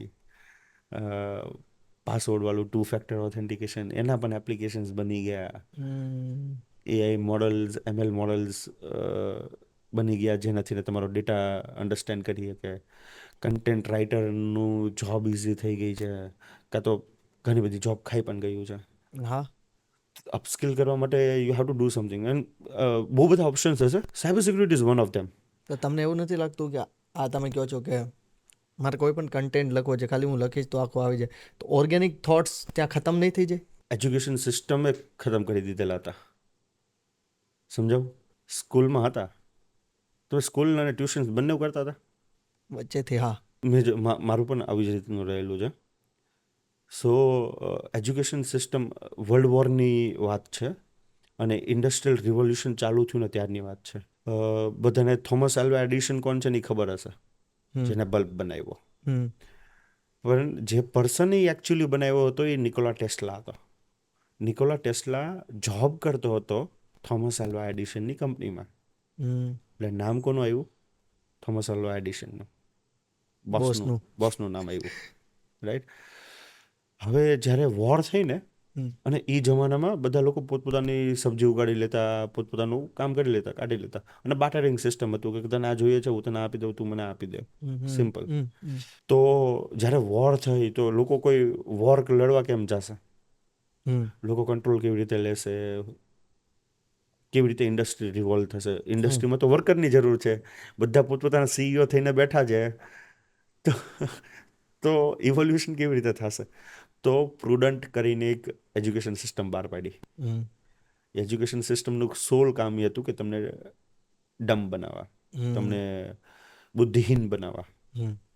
કેવી રીતે? હવે આપણે એ સમજીએ. સ્કૂલ ગયા, સ્કૂલથી ને પછી ટ્યુશનથી ને આવીને થોડુંક એવું રમવાનું, એ પણ જો સાંજનું ટ્યુશન ના હોય તો. અને પછી સાંજે થાકીને હોમવર્ક કરો અને પછી સૂઈ જાઓ. કયો નવો વિચાર આવ્યો તમને? એક ફિક્સ પ્રોસેસ થઈ ગયા હતું, એટલું કરવાનું, ખતમ, નવું કાંઈ નહીં. પ્લસ આપણે એક બાયોલોજિકલ ચેન્જમાંથી ને જતા હોઈએ, આપણી પ્યુબર્ટીમાંથી ને જતા હોઈએ. પ્યુબર્ટી ખતમ થાય, હજી આપણે વર્લ્ડને સમજી ના શક્યા, હજી આપણે આપણા બોડીના હોર્મોન્સને સમજી નથી શક્યા, and we go into કોલેજમાં અસાઇનમેન્ટવાળી સિસ્ટમ છે, સેમ રૂટીન. Same routine. તમે અસાઇનમેન્ટ અને એ કોલેજની જાડી જાડી બુક્સમાંથી બહાર ના આવી શકો. મારું college attendance has been 12%, maximum મારું કોલેજ ઓહ. Attendance was 25%. સો હું કોલેજના કામ કરવા સિવાય બધા, અને મારો ગ્રોથ શું છે ને, 11th લગીને હું એમ કહીશ કે હું એક દેશી ભડાકો હતો, લિટરલી ત્યાં સુધી. ત્યાં સુધીને. આઈ ડીડન્ટ મને દુનિયાની બારેમાં ખબર જ નહીં પડતી હતી એટલી બધી. સો 11th પછી અમુક ફ્રેન્ડ્સ મળ્યા, અક્ષય મોદી, એક સરદાર કરીને છે ફ્રેન્ડ, હર્ષપ્રીત, એ બધા ફ્રેન્ડ્સ મળ્યા અમને. એને અમારું માઇન્ડસેટ ઇવોલ્વ કરવાનું ચાલુ કર્યું. They came from an educated family, wow. કે જેના લીધેથી એ લોકો અમને કંઈક સમજાવી શક્યા, શીખવાડી શક્યા કે એના ઘરે એન્વાયરમેન્ટ કેવું હોય છે, અને બીજાનું જોઈને અમે શીખી શક્યા. That was hour plus point. So basically college પછી જ અને 11th-12th પછી જ મારું માઇન્ડ ઇવેલ્યુએટ થવાનું ચાલુ થયું, અને ત્યારે અમે બહુ બધી વસ્તુની ઇન્ફોર્મેશન ગેધર કરી, બહુ બધી ટીવી શોઝ જોઈ, એમાંથી કનેક્શન્સ બિલ્ડ કર્યા, આઉટ ઓફ ઇન્ડિયાના લોકો સાથે વાત કરતા, ત્યાં શું ચાલે છે, ત્યાં એન્વાયરમેન્ટ શું છે, not relying on just news, ground reality શું છે. મને જોબ જોતી હતી તો મેં ખુદ પહેલાં 10 કંપનીનું લિસ્ટ બનાવ્યું, 10મી કંપનીથી ઇન્ટરવ્યૂ આપવાનું ચાલુ કર્યું. મેં એક પણ કોલેજ પ્લેસમેન્ટમાં નથી બેઠો, મેં મારી રીતે કંપની સિલેક્ટ કરેલી કે આ 10 કંપનીમાં મારે કામ કરવું છે. 10મા નંબરની કંપનીમાં ઇન્ટરવ્યૂ આપું, 9માં આપું, 8માં આપું, ત્યાં લગી એક કોન્ફિડન્સ બિલ્ડ થઈ ગયો હોય, કઈ ટાઈપના સવાલ પૂછે છે અને કઈ ટાઈપના સવાલ આવશે. પછી ડાયરેક્ટ એપ્લાય કરું 3જા નંબરની કંપની ઉપર. 3જામાંથી ને ખબર પડે કે અચ્છા મોટી કંપની હશે, એમાં થોડુંક આ ચેન્જ હશે, તો પછી પાછી 2જા નંબરમાં આપું, અને પછી જોબ તો હું લઉં જ્યાં મને જોતી હતી ત્યાં જ. ઓ વાહ, આખું માઇન્ડસેટ. હા. સો આવું કેટલા લોકોએ વિચાર્યું કોલેજમાં. એ સ્ટેપ બાય સ્ટેપ ફોલો કરશે. એ એજ્યુકેશન સિસ્ટમમાંથી ને બહાર આવશો, એ રૂટીનમાંથી ને બહાર આવશો તો તમને ખબર પડશે. આ રિયલ લાઈફ એક્ઝામ્પલ બધાની સામે છે. ઘણા બધા એવા લોકો હતા જે કેમિકલ એન્જિનિયરિંગમાં હતા અને આઈટીની કંપની રન કરે છે. તો કેમિકલ વાળો આઈટીમાં આવ્યો કે આઈટી વાળો સાયબર સિક્યુરિટીમાં નથી જઈ શકતો. આજે બધાને એટલું રિલેક્સમેન્ટ મળી ગયું ને કોવિડ ટાઈમ પછી, કે ઘરેથી ને કામ કરો, ઘરેથી ઓલું, એમાં દિમાગ ઓર ખરાબ થઈ ગયું છે. તમારે અમુક ટાઈપના ડર પાળવા જોઈએ. જેમ કે અમારા ગુજરાતીના સર હતા, પ્રકાશ સર કરીને, એને અમને એક જમાનામાં કીધેલું, ક્યારે પૂછ્યું છે ખુદને, એટલે સ્કૂલમાંથી નહીં, આવો એક નાનો ઇન્સિડન્ટ મેં મારા મગજમાં બેસી ગયો, બેસી ગયો, પછી ઇમ્પ્લિમેન્ટ થઈ ગયું. વાહ. એને મેં સવાલ પૂછવાનો કીધો કે તમે 30 વર્ષના થશો ત્યારે ખુદને શું જવાબ આપશો. અને હું ખુદને પૂછતો કે હું 30 વર્ષનો થઈશ, તમારી સેલ્ફને શું જવાબ આપીશ કે 30 વર્ષનો થયો નીરવ, આ દુનિયામાં આવ્યો, શું ઉખાડ્યું. હવે એ એજ પાસે આવી રહ્યો છું, ખાલી 1 જવાબ યર દેવા પાસે આવી રહ્યા છે. હા. તો હવે એક નવો ડર પાળું છું, મારો છોકરો આવ્યો પછી એને હું શું શીખવાડીશ, એની સામે હું કઈ ટાઈપનું એક્ઝામ્પલ બનીશ. એક પર્સન જેને લોકોએ કીધું કે આ રસ્તામાં હાલ અને હાલવા માંડો, કે એક પર્સન કે આ જ રસ્તા ઉપર કેમ હાલવું, અચ્છા ચંપલ પહેરીને હાલું કે બૂટ પહેરીને હાલું, અચ્છા બાઇક લઈને જવાય કે સાયકલ લઈને જવાય, મારે કઈ ટાઈપનું પર્સન બનવું છે. સાયબર સિક્યુરિટી ઇન્ડસ્ટ્રીમાં બેઝિકલી તમને ખાલી કોન્સેપ્ટ ક્લિયર હોવા જોઈએ. આપણે ટોપિકથી થોડોક દૂર વયા જાય છે એટલે હું પાછળ આવું છું આપણને ટોપિક પર, કે સાયબર સિક્યુરિટી ઇન્ડસ્ટ્રીમાં શું જોઈએ. એક કે તમારે 24/7 શીખવું પડે, નહીં તો તમે કોઈ પણ ઇન્ડસ્ટ્રીમાં હશો હવે શીખવું પડશે, or else become the labour. જે મજૂરી કામ કરે છે, કારના ટાયર ફિટ કરે છે મોટી કંપનીમાં, BMW-માં, બટ કારના ટાયર ફિટ કરે છે એવું પર્સન બની જાવ. Or else evaluate your options, ખુદમાં એક ઇવોલ્યુશન લાવો જરૂરી છે. ઓલી ભૂખ લોકોનામાં કમ થઈ ગઈ છે, કંઈક ખરી દેખાડવાની, કંઈક બનવાની, એ ભૂખ ઓછી થઈ ગઈ છે કોવિડ પછી. બધાને પીસ ઓફ માઇન્ડ જોઈએ છે, આરામથી બેઠા બેઠા બધું આવી જાય, જીવન જોઈએ. હા, અમારે ત્યાં ઘણા બધા એક્ઝામ્પલ્સ એવા પણ આવે કે જેને સાયબર સિક્યુરિટી ઇન્ડસ્ટ્રીમાં આવવું છે, બટ જો તમે સ્ટાઇફન આપો તો, એમ અને એને જરૂર નથી સ્ટાઇફનની. અને અમારી કંપનીમાં એક બહુ સિમ્પલ રૂલ છે, અમે શીખવાના રૂપિયા નથી આપતા. શીખો. આવો શીખો, અમે બોન્ડ નહીં સાઇન કરાવીએ, વી ડોન્ટ ફોલો બોન્ડ, અમે કાંઈ નહીં. અમે ફોકસ શું કરેલું હતું કે અમારી કંપનીનું કલ્ચર એવું બિલ્ડ કરીએ જ્યાં લોકોને રોજ ઉઠીને આવવાની ઈચ્છા થાય, મન થાય મન થાય. એક્સાઇટેડ કે અહીંયા જવું છે. હા, પ્લસ અમારી ઇન્ડસ્ટ્રી એવી કે જ્યાં રોજ કંઈક નવો ચેલેન્જ હોય. વાહ, રોજ એક મિશન ઉપર તમારું ઉતરવાનું. મને આ બહુ મસ્ત કિસ્સો, ક્લાયન્ટનું નામ નહીં લઈ શકું વન્સ અગેન, બટ હું જ્યારે જોબ કરતો ને તો જેમિન કરીને એક પર્સન હતો, જેમિન ગોહેલ.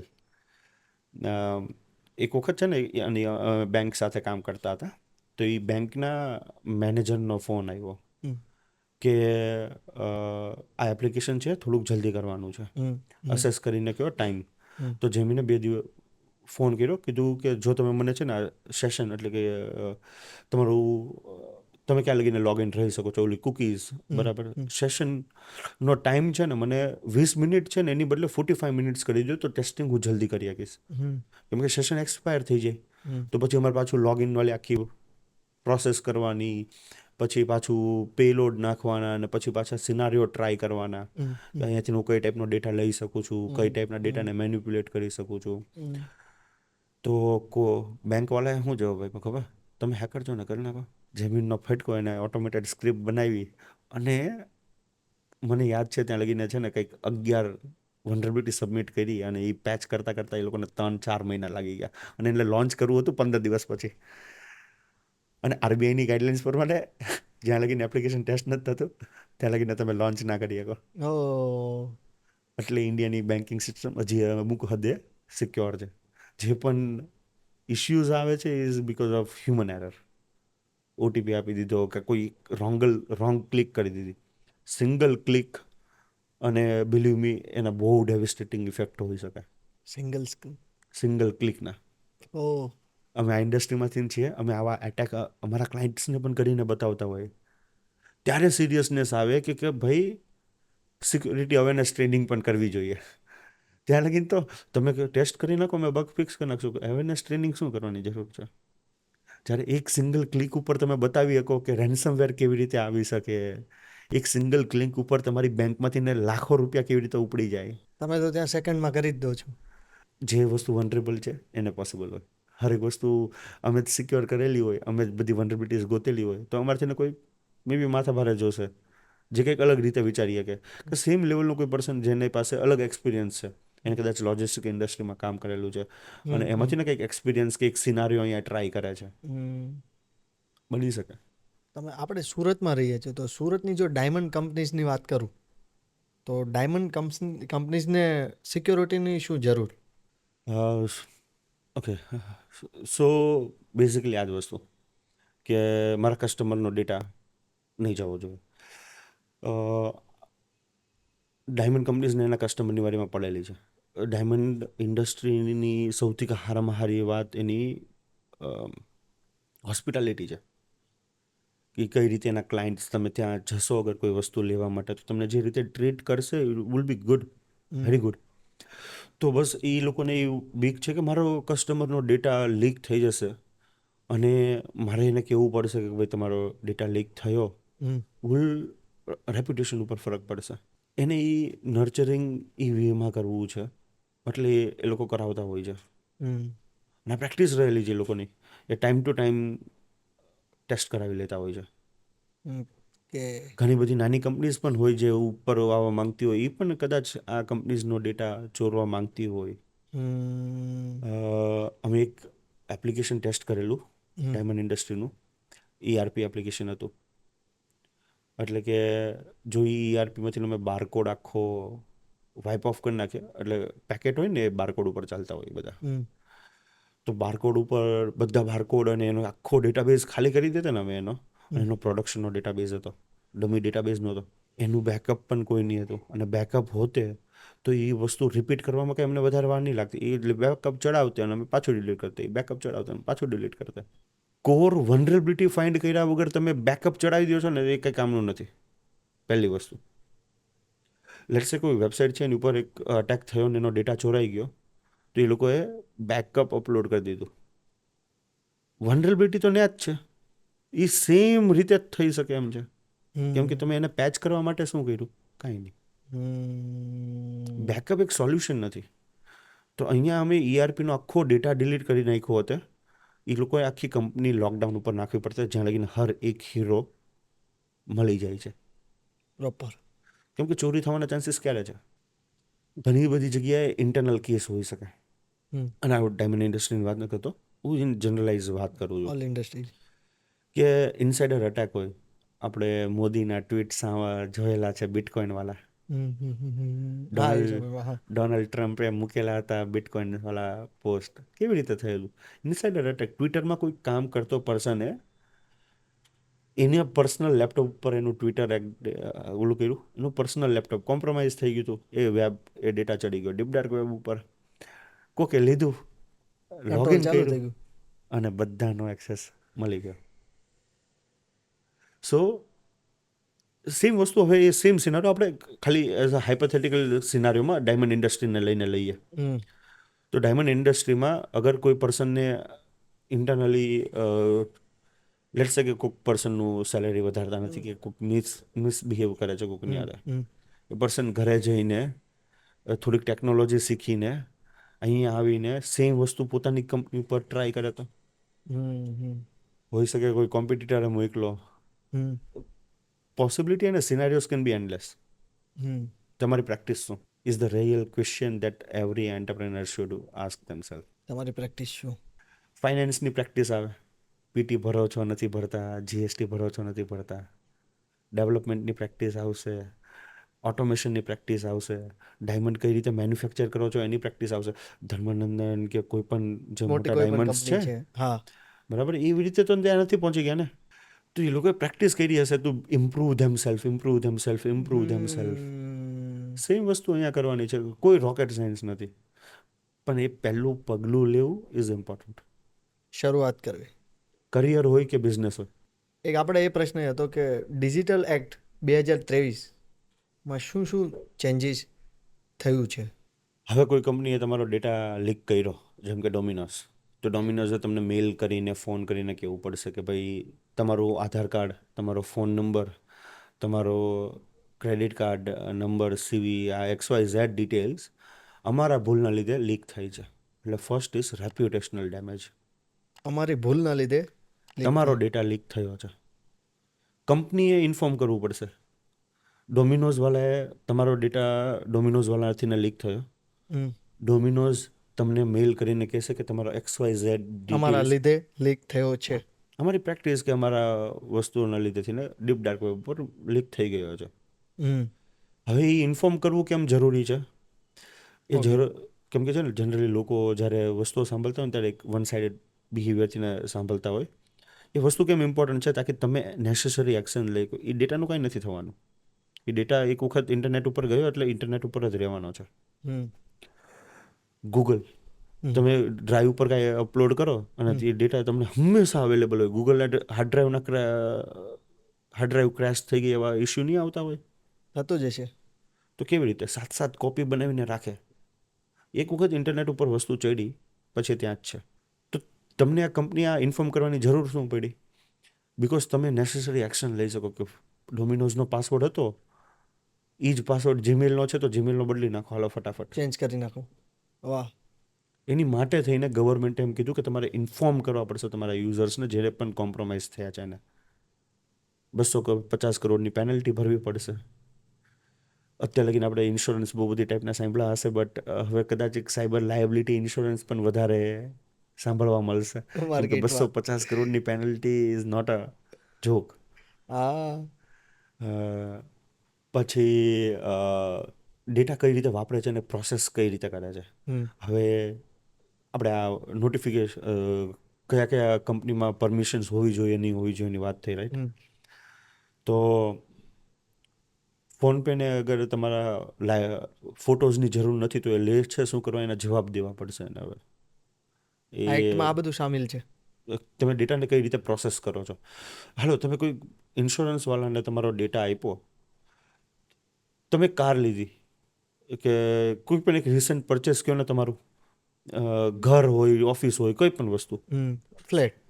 ફ્લેટ લીધો, કેટલા લોકોના ફોન આવવાના ચાલુ થયા, ઇન્સ્યોરન્સ હશે, ખબર ફર્નિચર, કેવી રીતના આ પડી ગઈ. તે, ઈએમઆઈ ઓછું કરવા માટે, ટોપ ઓફ લોન આપવા માટે, બરાબર.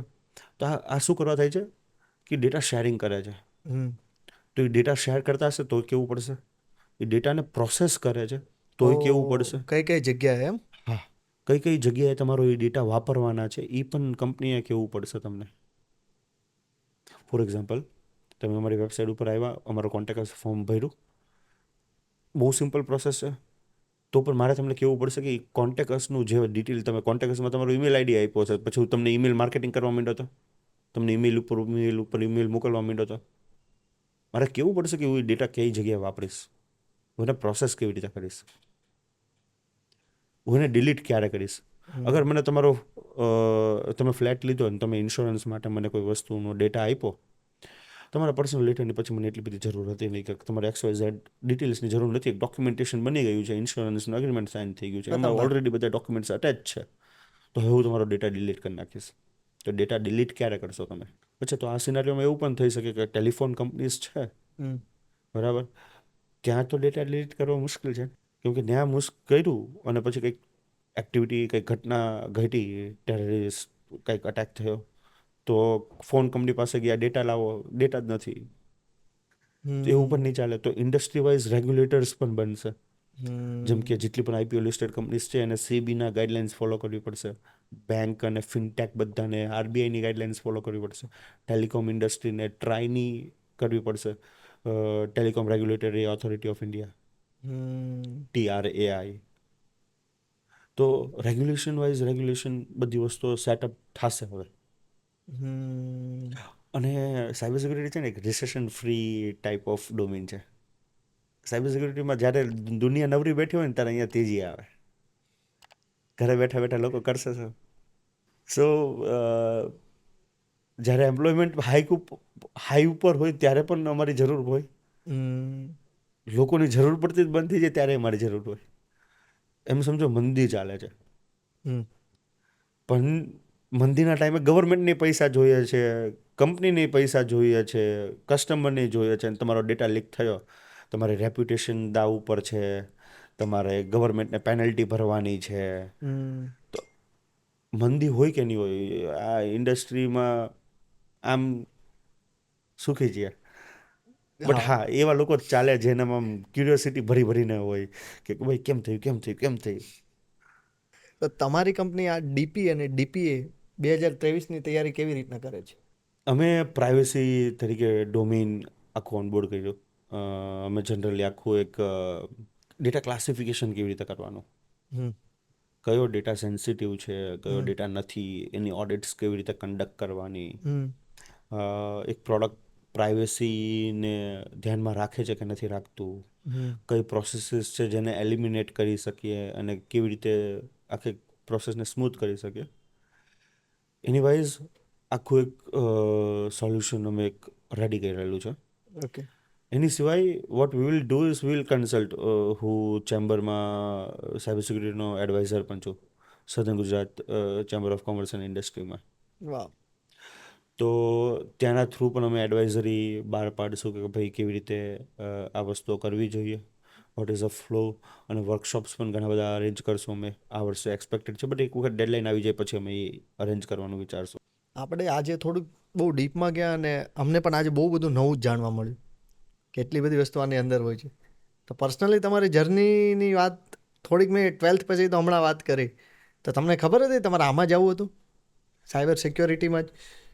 એથ સ્ટેન્ડર્ડમાં છે ને, હું જનરલી ન્યૂઝ નહીં જોતો હતો, બટ એ દિવસે હું મારા પપ્પાને ન્યૂઝ જોવા બેઠો અને એક ન્યૂઝ 18 કે આજ તક કોઈક ચેનલ હતી, મને ચેનલનું નામ યાદ નથી, બટ અંકિત ફાડિયા કરીને એક પર્સન છે ને, હેકિંગના ટિપ્સ અને ટ્રિક્સ શીખવાડતા હતા. હેકિંગ ટિપ્સ એન્ડ ટ્રિક્સ 5 મિનિટના હતા. પહેલી જોયું ને ત્યારે જ મને ઇન્ટરેસ્ટ પીક થઈ ગયો હતો. પછી રોજ એ જ ટાઈમે એ જ ચેનલ ખોલીને બેઠો. ત્યારથી જર્ની શરૂ થાય છે? જર્ની ત્યાંથી ચાલુ નથી થતી, બટ જર્ની કોલેજમાંથી ને ચાલુ થાય છે. હું એક બેક બેન્ચર છું, જે છેલ્લી બેન્ચ ઉપર બેસતા, અને મેજોરિટી ઓફ ધ ફાઉન્ડર્સ તમે કદાચ જોશો. આવું ક્રિએટિવ માઇન્ડ એનું જ હોય છે. નહીં, એને જ લોકોને છે ને કરીને બતાવવું હોય. જે કે લોકોએ પાછળ ઓલરેડી જઈએ તો સ્કૂલમાં કોલેજમાં કરી બતાવેલું છે, ઇનામ લઈ આવ્યા છે આ ગામના તાલુકાના અને બધી જગ્યાએથી ને, એ લોકોને શું કરી બતાવવાની ઈચ્છા હોય. એ તો કરે જ છે ને. તો ત્યારથી ને શીખવું હતું કહેતો રહેતો. મારા પપ્પા કે ઇલીગલ છે, ઇલીગલ છે, ન શીખાય, આ નહીં કરાય, આ નહીં કરાય. ભાઈ મારા પપ્પાનો બહુ મોટો હાથ રહેલો છે મારી આખી જર્નીમાં. એનું સ્ટ્રગલ એ આપણે પછી ક્યારેક વાત કરીશું એની ઉપર. 11th-12thમાં ગોતતો રહ્યો દૂર દૂર લગીને. હું જ્યારે મારી કોલેજ રાજકોટથી થયેલી છે. રાજકોટની હરેક કોલેજના હરેક આઈટી ડિપાર્ટમેન્ટના HODsને પ્રોફેસર્સને પૂછ્યું કે મને આ શીખવું છે, ક્યાં શીખી આપું. એક પર્સન એવું નહીં. એ ટાઈમે આ 2013ની વાત છે. રક્ષાશક્તિ સેટઅપ થયેલી 2016માં. બટ 2014માં મને એક બ્રેક થ્રુ મળી ગયો. મેં એક વર્કશોપ અટેન્ડ કરેલો હતો, અને પછી મને અમુક વસ્તુ મને નામ જોતા હતા. કોઈ મને એમ કહી દીધું હતું ત્યારે કે નીરવ, ઓવાસ ઉપરથી ને તું સાયબર સિક્યુરિટી શીખી શકીશ. OWASP, જે લોકોને અત્યારે પણ શીખવું છે એની માટે. ઓવાસથી ને તું સાયબર સિક્યુરિટી શીખી શકે. જો મને કોઈ આવું પણ કીધું હોત ને, તો પણ હું અત્યારે ક્યાંય હોતે. વધારે આ કામ થઈ કેવા જાય. વાળું કોઈ નહીં હતું. દૂર દૂર લગીને આખી રાજકોટને મેં જાણી મળી. એક પ્રોફેસર, એક ટીચર એવો નહીં જેને ખબર હોય કે આ ક્યાંથી ને શીખાય. ઇન્ટરેસ્ટ બધાનો, પણ ઓલું હાઈપ વાળું, સમજાય કે ફેસબુક, હા. ઇન્સ્ટાગ્રામ હેક કરવું છે. હા. અને એવી રીઝન્સના લીધેથી આ ઇન્ડસ્ટ્રીમાં ના અવાય. બહુ ડિમાન્ડિંગ ઇન્ડસ્ટ્રી છે. ઓકે. પછી અમારું જર્ની સ્ટાર્ટ થઈ સેમિનાર, એ વર્કશોપ પછી. અને પછી હું દિલ્હી ગયેલો હતો. ત્યાં લ્યુસિડિયસ કરીને કંપની હતી, અને રાહુલ ત્યાગી અમારા મેન્ટર હતા. ત્યાંથી અમારી જર્ની સ્ટાર્ટ થયેલી હતી. એની પછી ઘરે પૈસાની જરૂર હતી, તો મને અહીંયા એક 35,000ની R&Dની જોબ મળતી હતી. આઈટીની નહોતી. એક ટિશ્યુ પેપર બનાવતી હતી કંપની. ફ્રોમ મોઢેલું છોના ટિશ્યુ પેપરથી લઈને ડાયપર લગીને બધું બનાવતી હતી. તો એની R&D ડિપાર્ટમેન્ટમાં 35,000 સેલેરી તરીકે મને ઓફર થયેલી હતી. પણ મને કરવું હતું આ. એટલે આ મારો પેશન હતો. એવું નહોતું કે મેં આમાં ટાઈમ ઇન્વેસ્ટ કરેલો છે એટલે મારે આ કરવું છે. પેશન હતો, એને પ્રોફેશન બનાવી દીધું. હા. તો મારા પપ્પાને બહુ કન્વિન્સ કર્યા, અને પછી મેં એક જોબ ઇન્ટરવ્યૂ હતું અમદાવાદમાં ગયો. ત્યાં જોબમાં સિલેક્ટ નહીં થયો. ખીચામાં 2,000 રૂપિયા હતા. અમદાવાદ નીકળી ગયા. 6 દિવસ મારા ફ્રેન્ડે કીધેલું કે હું 6 દિવસ તારું ધ્યાન રાખી લઈશ. ત્યાં બેઠા બેઠા લિસ્ટ બનાવ્યું, ઇન્ટરવ્યૂઝ આપ્યા, જોબ લીધી, અને ત્યાંથી મારી જર્ની સ્ટાર્ટ થઈ. સ્ટીલ આજ સુધી બહુ બધા ટ્વિસ્ટ એન્ડ ટર્ન્સ છે. બહુ બધી નવી વસ્તુઓ શીખ્યા છે. જેમ કે મારા ફ્રેન્ડ્સ જ્યારે મારા કોલેજના મારા કંપનીના જ કલીગ્સ જ્યારે બગ બાઉન્ટી કરતા હતા. બગ બાઉન્ટી એટલે મેં તમને આ ભાવુક જગીરવાળું એક્ઝામ્પલ આપ્યું ને ત્યારે હું નોલેજ પાછળ એટલો ગાંડો હતો કે હું નોલેજ, અને મારા પપ્પાને પૈસાની જરૂર હતી. અને મને એમ હતું કે જો હું પૈસા કમાવામાં રહીશ ને તો કંઈક બની નહીં શકું. પૈસા તો કમાવાઈ જશે, નવું કંઈ ટાઈમ નહીં કરી પાછો નહીં શકું. આવે. Yes. One of the problems education system હારે પણ રિલેટેડ છે, હું તમને કહું આની પછી. તો મેં ત્યારે બગ બાઉન્ટી ઉપર ફોકસ નહીં કર્યું. મેં શીખવા ઉપર ફોકસ કર્યું. હું કમ્પ્લાયન્સ શીખો, હું કમ્પ્લાયન્સના નુઆન્સીસ શીખો, મેં સ્ટોક મોનિટરિંગના નુઆન્સીસ શીખો, અને એ બધી વસ્તુઓ શીખો. પછી કોવિડ લાગી ગયું. એ દરમિયાન મારી એન્ગેજમેન્ટ થયેલી હતી. સો જ્યારે હું અત્યારે મારી વાઈફ છે સુરભી, એને અમે જ્યારે જોવા ગયેલા હતા ત્યારે અમારી પાસે તમે બધું તમારી હતું. લાઈફમાં એમને હેક કર્યા. ના, અનફોર્ચ્યુનેટલી એવું નથી. પણ હું તમને આપણને એક બહુ બ્યુટિફુલ જર્ની છે કે ઓક્ટોબરમાં અમે એને જોવા ગયા. અમે 2 વખત મળ્યા ત્યાં. પેરેન્ટ્સના થ્રુ અરેન્જ મેરેજ છે. તો પછી એનો કોઈ જવાબ નહીં આવ્યો. અહીંયા અમદાવાદ જઈને મેં 18 કલાક કામ કરવા માંડ્યો કંપનીમાં. એ હદ સુધી ને કે HRએ અને મારા સિનિયર મેનેજરે બોલાવીને કીધેલું કે તું આ શનિ રવિ કંપની નહીં આવે, ચાવી લાવ. ડિસેમ્બરમાં અમે ડિસાઈડ કર્યું કે આપણી પાસે જેટલું પણ છે ને એ બધું વેચીને અમારે કર્જા મુક્ત થઈ જવું છે. ઓકે. મારા બર્થડેના દિવસે આ ડિસિઝન લેવાયું. બર્થડે ગિફ્ટ એમ? હા. હા. અને પછી જ્યારે સુરભીને એ લોકો અમને જોવા આવ્યા માર્ચમાં, ત્યારે અમે ઓલરેડી ડિસિઝન બનાવી ચૂક્યા હતા. ડિસેમ્બરમાં અને પ્રોસેસ ચાલુ થઈ ગઈ હતી. તો જ્યારે એ અમને જોઈને ગયા ને તો પપ્પા પાછળ ગયા અને કીધું કે અમારી પાસે, અમે તમને જોવા આવ્યા ત્યારે અમારી પાસે બધું હતું. અમારી પાસે 3 પ્રોપર્ટી હતી પ્લસ એક ફ્લેટ હતો. ફ્લેટ EMI ઉપર હતો એટલે 3 પ્રોપર્ટી અમારી પાસે હતી. અરાઉન્ડ 1.65 કરોડની પ્રોપર્ટીઝ હતી. તો પપ્પા ત્યારે પાછળ ગયા કે અમે જોવા આવ્યા ત્યારે બધું હતું, અત્યારે હવે અમે કંઈ રાખવાના નથી. હમ. તો હવે તમે ડિસાઈડ કરી લો તમારે છોકરી દેવી કે નહીં. અને આ જમાનામાં મારા સસરા અને મારા વાઈફ બંને કે ભાઈ આ ડિસિઝન લઈ શક્યા કે નહીં, છોકરામાં કાંઈ વાંધો નથી, લગ્ન પછી આ વસ્તુ થયું હોત તો. 100%. અને મારી ઉપર વિશ્વાસ રાખ્યો અને અમે મેરિડ થયા. એની પછી એકચ્યુઅલીમાં જર્ની સ્ટાર્ટ થઈ કંપનીની. ત્યારે પછી લોકડાઉન લાગી ગયું હતું. લોકડાઉન પછી યશે કીધું કે મારો નાનો ભાઈ એ મારો પાર્ટનર પણ છે, સો એને કીધું કે મારા કંપની સ્ટાર્ટ કરવી છે. યશ, નીરવ, તો કે એક કામ કર, તું કોઈક એવી જોબ ગોત જેનાથી આપણે ઘરનો ખર્ચો નીકળી જાય. મેં સુરતની હરેક IT કંપનીમાં મારો રિઝ્યુમ નાખ્યો. મને ખબર હતી સુરતમાં કોઈ પણ જોબ ઓપનિંગ નથી સાયબર સિક્યુરિટીની. ત્યારે એક કંપની હતી હલ કેપ્સ, એને મને ચાન્સ આપ્યો કે ચાલ કરીએ ટ્રાય. પણ મેં એ લોકોને કહીને કીધેલું હતું મારી જો મારા ભાઈ મારી કંપની સ્ટાર્ટ કરે છે, હું સુનર લેટર એમાં જોડાઈશ. તો હું તમારે ત્યાં આવું છું પણ એક ડિપાર્ટમેન્ટ સેટ કરવા માટે કે હું એને ઓટોમેટ કરી નાખીશ, તમને મારી જરૂર નહીં પડે. અને તમારે એવા લોકો હાયર કરીને એવા લોકોને રાખીને હું એને ટ્રેન કરી આપીશ તમને. એ વર્ષ કમ્પ્લીટ થયું પછી મેં ઓફિશિયલી કંપની જોઈન કરી. સો ત્યાં લગીને હું કંપનીમાં એટલો એક્ટિવ નહીં હતો. હું ઓફિસ જતો, પછી ત્યાંથી કંપની જતો અને પછી જે પણ કામ થતું એ કરતો. પછી હું કંપનીમાં જ્યારે ઓફિશિયલી જોઈન થયો ને પછી આખી જર્ની સ્ટાર્ટ થઈ. અમે યર ઓન યર 2.5x કરતા ગયા. અને ચેમ્બરમાં કન્ટ્રીબ્યુશન સેટરડે અમારો as a even an entrepreneur Saturday મેં કમ્યુનિટીને આપેલો છે કે કમ્યુનિટીમાં જે પણ કામ થશે એ સેટરડેના થશે. કાં તો કોઈકની પાસેથી શીખશું, કાં કોઈકને શીખવાડશું, બટ જે પણ થશે એ સેટરડે થશે. ક્યાં કોલેજ હશે, કાં અમારી સુરતની IT કમ્યુનિટી હશે, કાં તો પછી અમારા નાના અમુક એન્ટરપ્રેનર્સના ગ્રુપ છે એ હશે. એટલે આ જર્નીમાં તો એવું દેખાય છે ઘણી બધી નાની પ્રોબ્લેમને તમે હેક કરીને એમાંથી સોલ્યુશન બહાર કાઢ્યું છે. એક રીતે તમે કહો ને તો જે સ્ટુડન્ટ્સ બેક બેન્ચર્સ, તમને ખબર કેમ સારા એન્ટરપ્રેનર્સ બની શકે? કેમ કે મેથ્સમાં એટલા પાવરફુલ નહીં હોય, 100%. બટ એને ડોટ્સ કનેક્ટ કરતા આવડતું હશે. હા. એક વસ્તુવાળા જોડી શકે. સો ફોર એક્ઝામ્પલ, એક પોડકાસ્ટ હતો, એમાં એક એવું સાંભળેલું હતું કે 1.5 નું માઇન્ડસેટ, પોર્ટફોલિયોનું માઇન્ડસેટ રાખવું પડે. 1.5. હા. તમને જેના રૂપિયા આપે છે ને એ તો કામ તમે કરશો જ, પણ એની સિવાય હવે આપણે ઇન્ડિયામાં જે પ્રોબ્લેમ છે એન્ટરપ્રેનર્સ સાથે એ શું છે ખબર? બહુ બધા ટેકનિકલ લોકો એન્ટરપ્રેનર્સ બની ગયા છે. હવે એને માર્કેટિંગ નથી આવડતું, સેલ્સ નથી આવડતું, ફાઇનાન્સ નથી આવડતું, બની ગયા છે. ટેકનિકલ લોકો બન્યા છે. હવે ટેકનિકલ લોકો જ્યારે એક એન્ટરપ્રેનર બને ત્યારે હવે શું કરે? એ બધું કામ જાતે કરવાની ટ્રાય કરે. મેં એક વસ્તુથી ને થોડોક દૂર રહેલો છું અને નવી વસ્તુઓ શીખવા ઉપર બહુ બધો ફોકસ્ડ રહેલો છું, જેના લીધે થઈને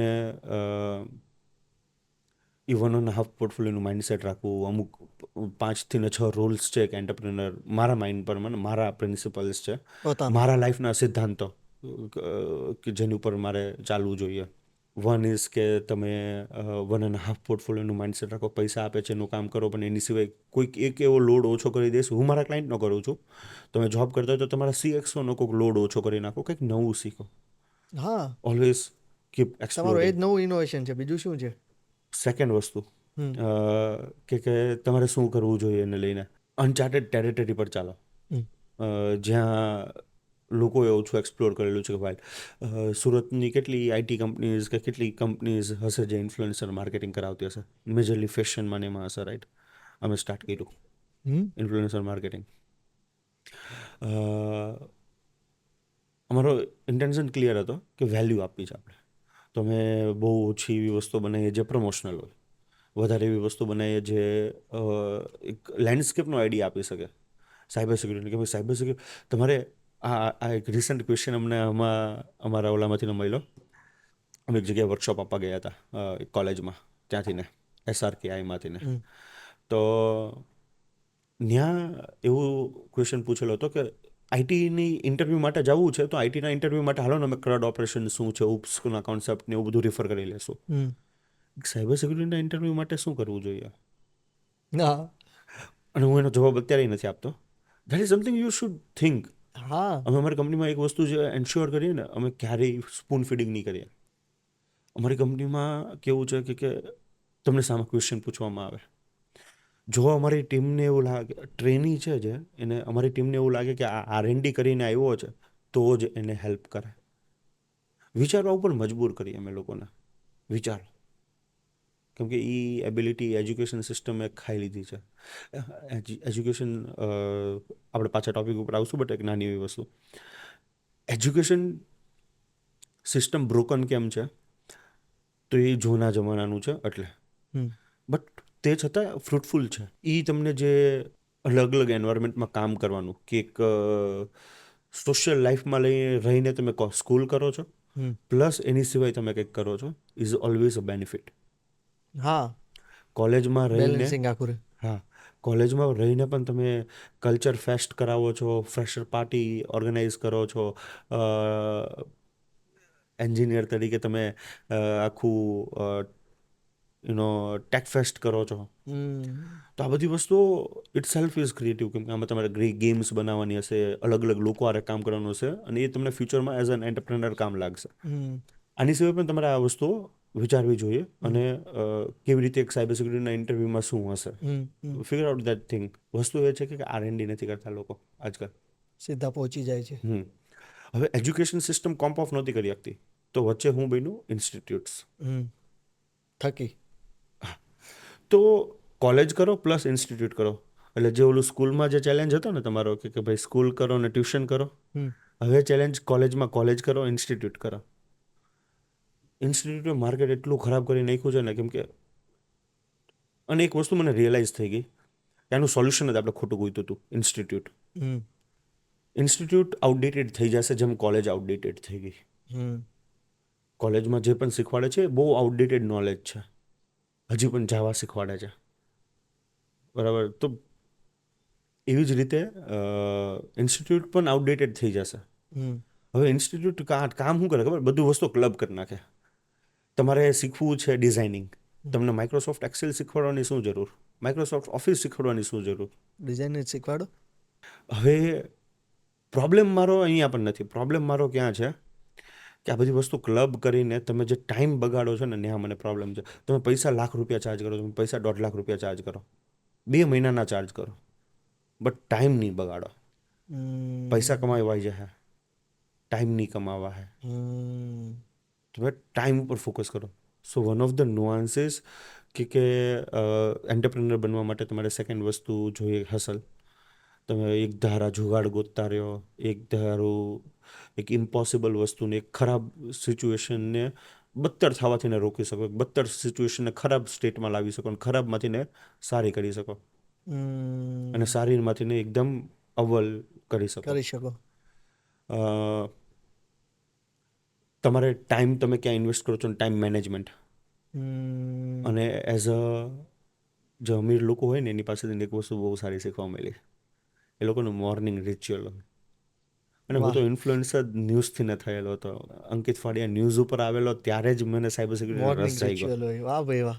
તો મારું મોર્નિંગ રિચ્યુઅલ બહુ સિમ્પલ છે, જેના લીધે આખો દિવસ હોય છે. યસ, બહુ ઇમ્પોર્ટન્ટ પાર્ટ છે જે લોકોને ખબર નથી.